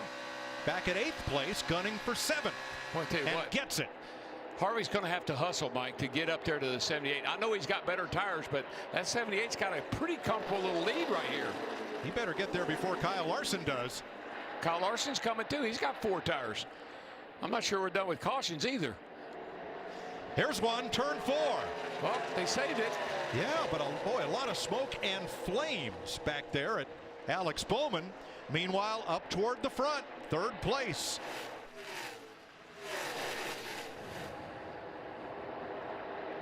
Logano, Jones, Denny Hamlin. Right now, Mike, I mean, Harvick is he's not catching that 78. 78 is kind of put her in the wind. Yeah, I'm impressed with how the 78 of Truex has really been able to maintain this lead. I thought when you saw the 4 car just driving by these guys like it was nothing, he was going to run the 78 right down. Kyle Larson took him 3 wide to move up to 5th. Oh, right there. Hey, guys, yeah, I've been noticing on this 42 car, I don't know if he made contact with anything this caused it, but look at the rear glass on that 42. That thing is really caved in. We've seen that become an issue post-race for some of these teams. So you saw it last week with the 14 car. Hamlin can't hold him off. Larson to 4th. Yeah, I think Larson's got enough body damage that probably caused that problem on the rear of that car, because we hadn't seen that all night long. But I tell you right now, amazingly to me, the 78 car is gone. Long gone. 20 laps ago, you would have said no chance. Well, he would have said no chance. Yeah, hey, I picked him. That's right. I thought it was going to take some Cole Pearn magic on some adjustments. I didn't know it was going to go down quite like this. I figured they're going to need that saw before the night was over with, but they got through that wreck, and here he is. 4 laps to go. Boy, Harvick is giving. He made a big gain right there. Yep. He took a big bite out of that lead that Truex had. Truex is running the bottom. Harvick up around the top. Oh, yeah, he's really getting that top. Oh, yeah, he's getting the toe now. Last lap, Harvick was a 10th and a half quicker. I think it's going to be more than that this time, Brian. He's getting a huge toe. I think Truex is going to have to think about running that top groove, and there he goes to the top in 1 and 2. I don't think it's going to make any difference now. Harvick is there. Well, he'll have the gain on the exit. He'll drive by him here in 3 and 4. That lap, Harvick was 4/10 quicker. Between them, they have won 8 of the last 9 races on 1.5-mile tracks. They're going to slug it out again. It's going to be 2 to go.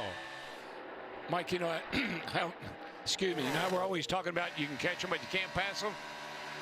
Going to have to get around him. See, this is a guessing game right now for Truex. Yeah, he's going to have to get up in front of him really quick here. I think he's better off making Harvick pass him on the inside than letting him get to his outside. Truex went to the top to stop Harvick's advance. And there's Harvick. He's there. Yeah, he just got so much more grip, the 4 does. Never been a last lap pass here. There it is with 1 to go. Sponsored by Credit One Bank.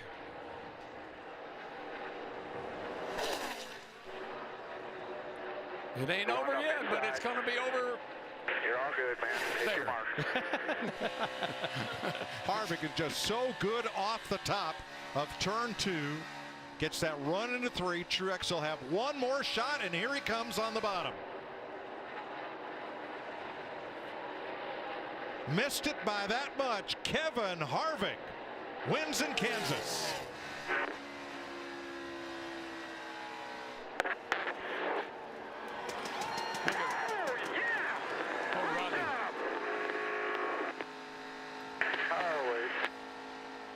God, you're the man. 42nd career win. 18th on the all-time list. 3 in a row early in the season, 2 in a row now. 5 wins in 12 races this year. It's going to be hard to stop that team. That 4 car is pretty fast everywhere they go. He ties Jeff Gordon and Jimmy Johnson for the most career wins at Kansas. Bit of a conversation going on back here with some of the other guys. I think the 9 and the 17, they weren't happy with each other. The last 12 times Harvick had started on the pole, he did not go to victory lane. Tonight he will for the 6th time. And it's the 6th time that he and Martin Truex have finished 1-2. I tell you what, he looked like Superman at the end of that race.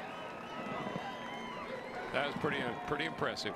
Boy, those guys, their whole team is so impressive. Not just this 4 team, but all of Stewart-Haas Racing right now is really putting on some great performances. It's amazing to me. He wins the race, but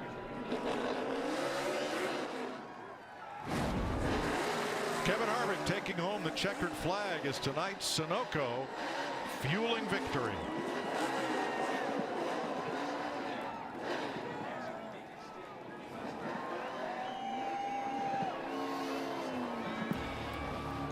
The closer passes Martin Truex with 1.5 laps to go to secure victory in Kansas. Now he's just showing off. No, he's going to unwind. He was a little uptight. He's going to unwind now.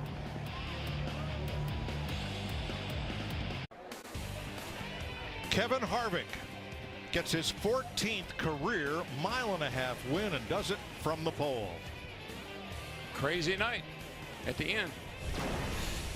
Pretty wild battle here. Coming to 2 to go. 17 of Stenhouse does a slide job on Chase Elliott. Chase Elliott, he kind of could have pushed the issue there. And look, it ends up costing him another position. Well, I think it cost Stenhouse too. Yeah, they each lose a spot to Kyle Busch, and a little frustration. That's on the cool down lap where things weren't cooled down. Yeah. They had a discussion about it behind the pit wall afterward.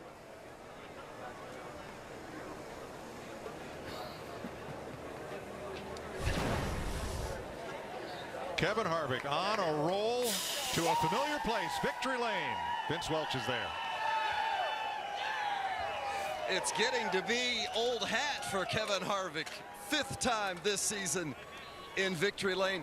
The last restart, you lined up 6th. How did you get to victory lane from there? Well, the first thing I want to do is say, hey, Daniel, I know they're either they had a baby or they're having a baby. Rear tire changer. Hope everybody's doing well. And happy Mother's Day to Delana and my mom and all the moms out there.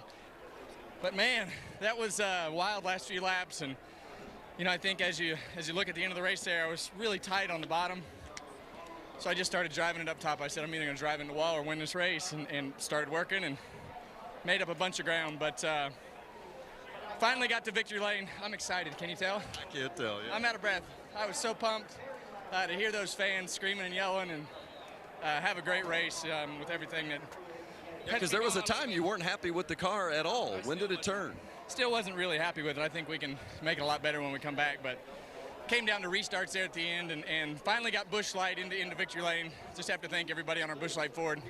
Jimmy John's, Busch, Mobil 1, Outback, Hunt Brothers, Morton Buildings, Textron Off-Road, Liftmaster, Haas Automation, everybody at Stewart-Haas Racing, thank you, and to all the fans.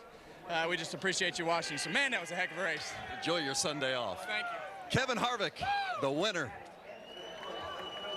Championship night performance for Martin Truex Jr. The 78 team. Started 7th, but it really wasn't your night all night. You worked your way in with strategy and great wheeling it. But, man, those 4 tires Harvick had at the end got you. Yeah, I thought we were going to be all right there. Like 3 or 4 to go, my car just got real tight, and I chattered the right front off of 4, and I was like, oh boy, that's not good, because we'd been so tight all night, and I didn't know where to go once he was getting there. I'm like, if I go to the top, he's just going to pass me on the bottom. I might as well run where I feel like I'm my fastest, where I could run the fastest, and I did, and it just wasn't enough. So. Good strategy call by Cole, and just overall a hell of an effort by everybody on our team. So we definitely had to fight hard. We were awful at the start of the race, and we're missing something right now. Just can't get the thing turning. So we just fought tight all night long and got better for sure those last 3 or 4 runs of the race, but still got to find some turns. So we'll get back to work on that. But thanks to everybody back in Denver, everybody at TRD and Bass Pro 5 Hour. My friends from Garmin were here tonight, and hope they had a great time. I wish I could have gotten victory lane for them, but it's been a good, fun night, and we definitely overachieved, so that's always good. Thanks, Martin. Chris? And thank you for putting on a good finish, and there is your winner, the most dominant since 1997, winning 5 of the first 12 races, Jeff Gordon, that year. But this was a key moment. Kyle Larson, who led the most laps in this race in the 42, Ryan Blaney, 3rd most laps, get involved, and it pretty much took both of them out of the opportunity to win the race. Jamie Little is standing by. Earlier we did hear from one of the participants, Kyle Larson. It's his turn.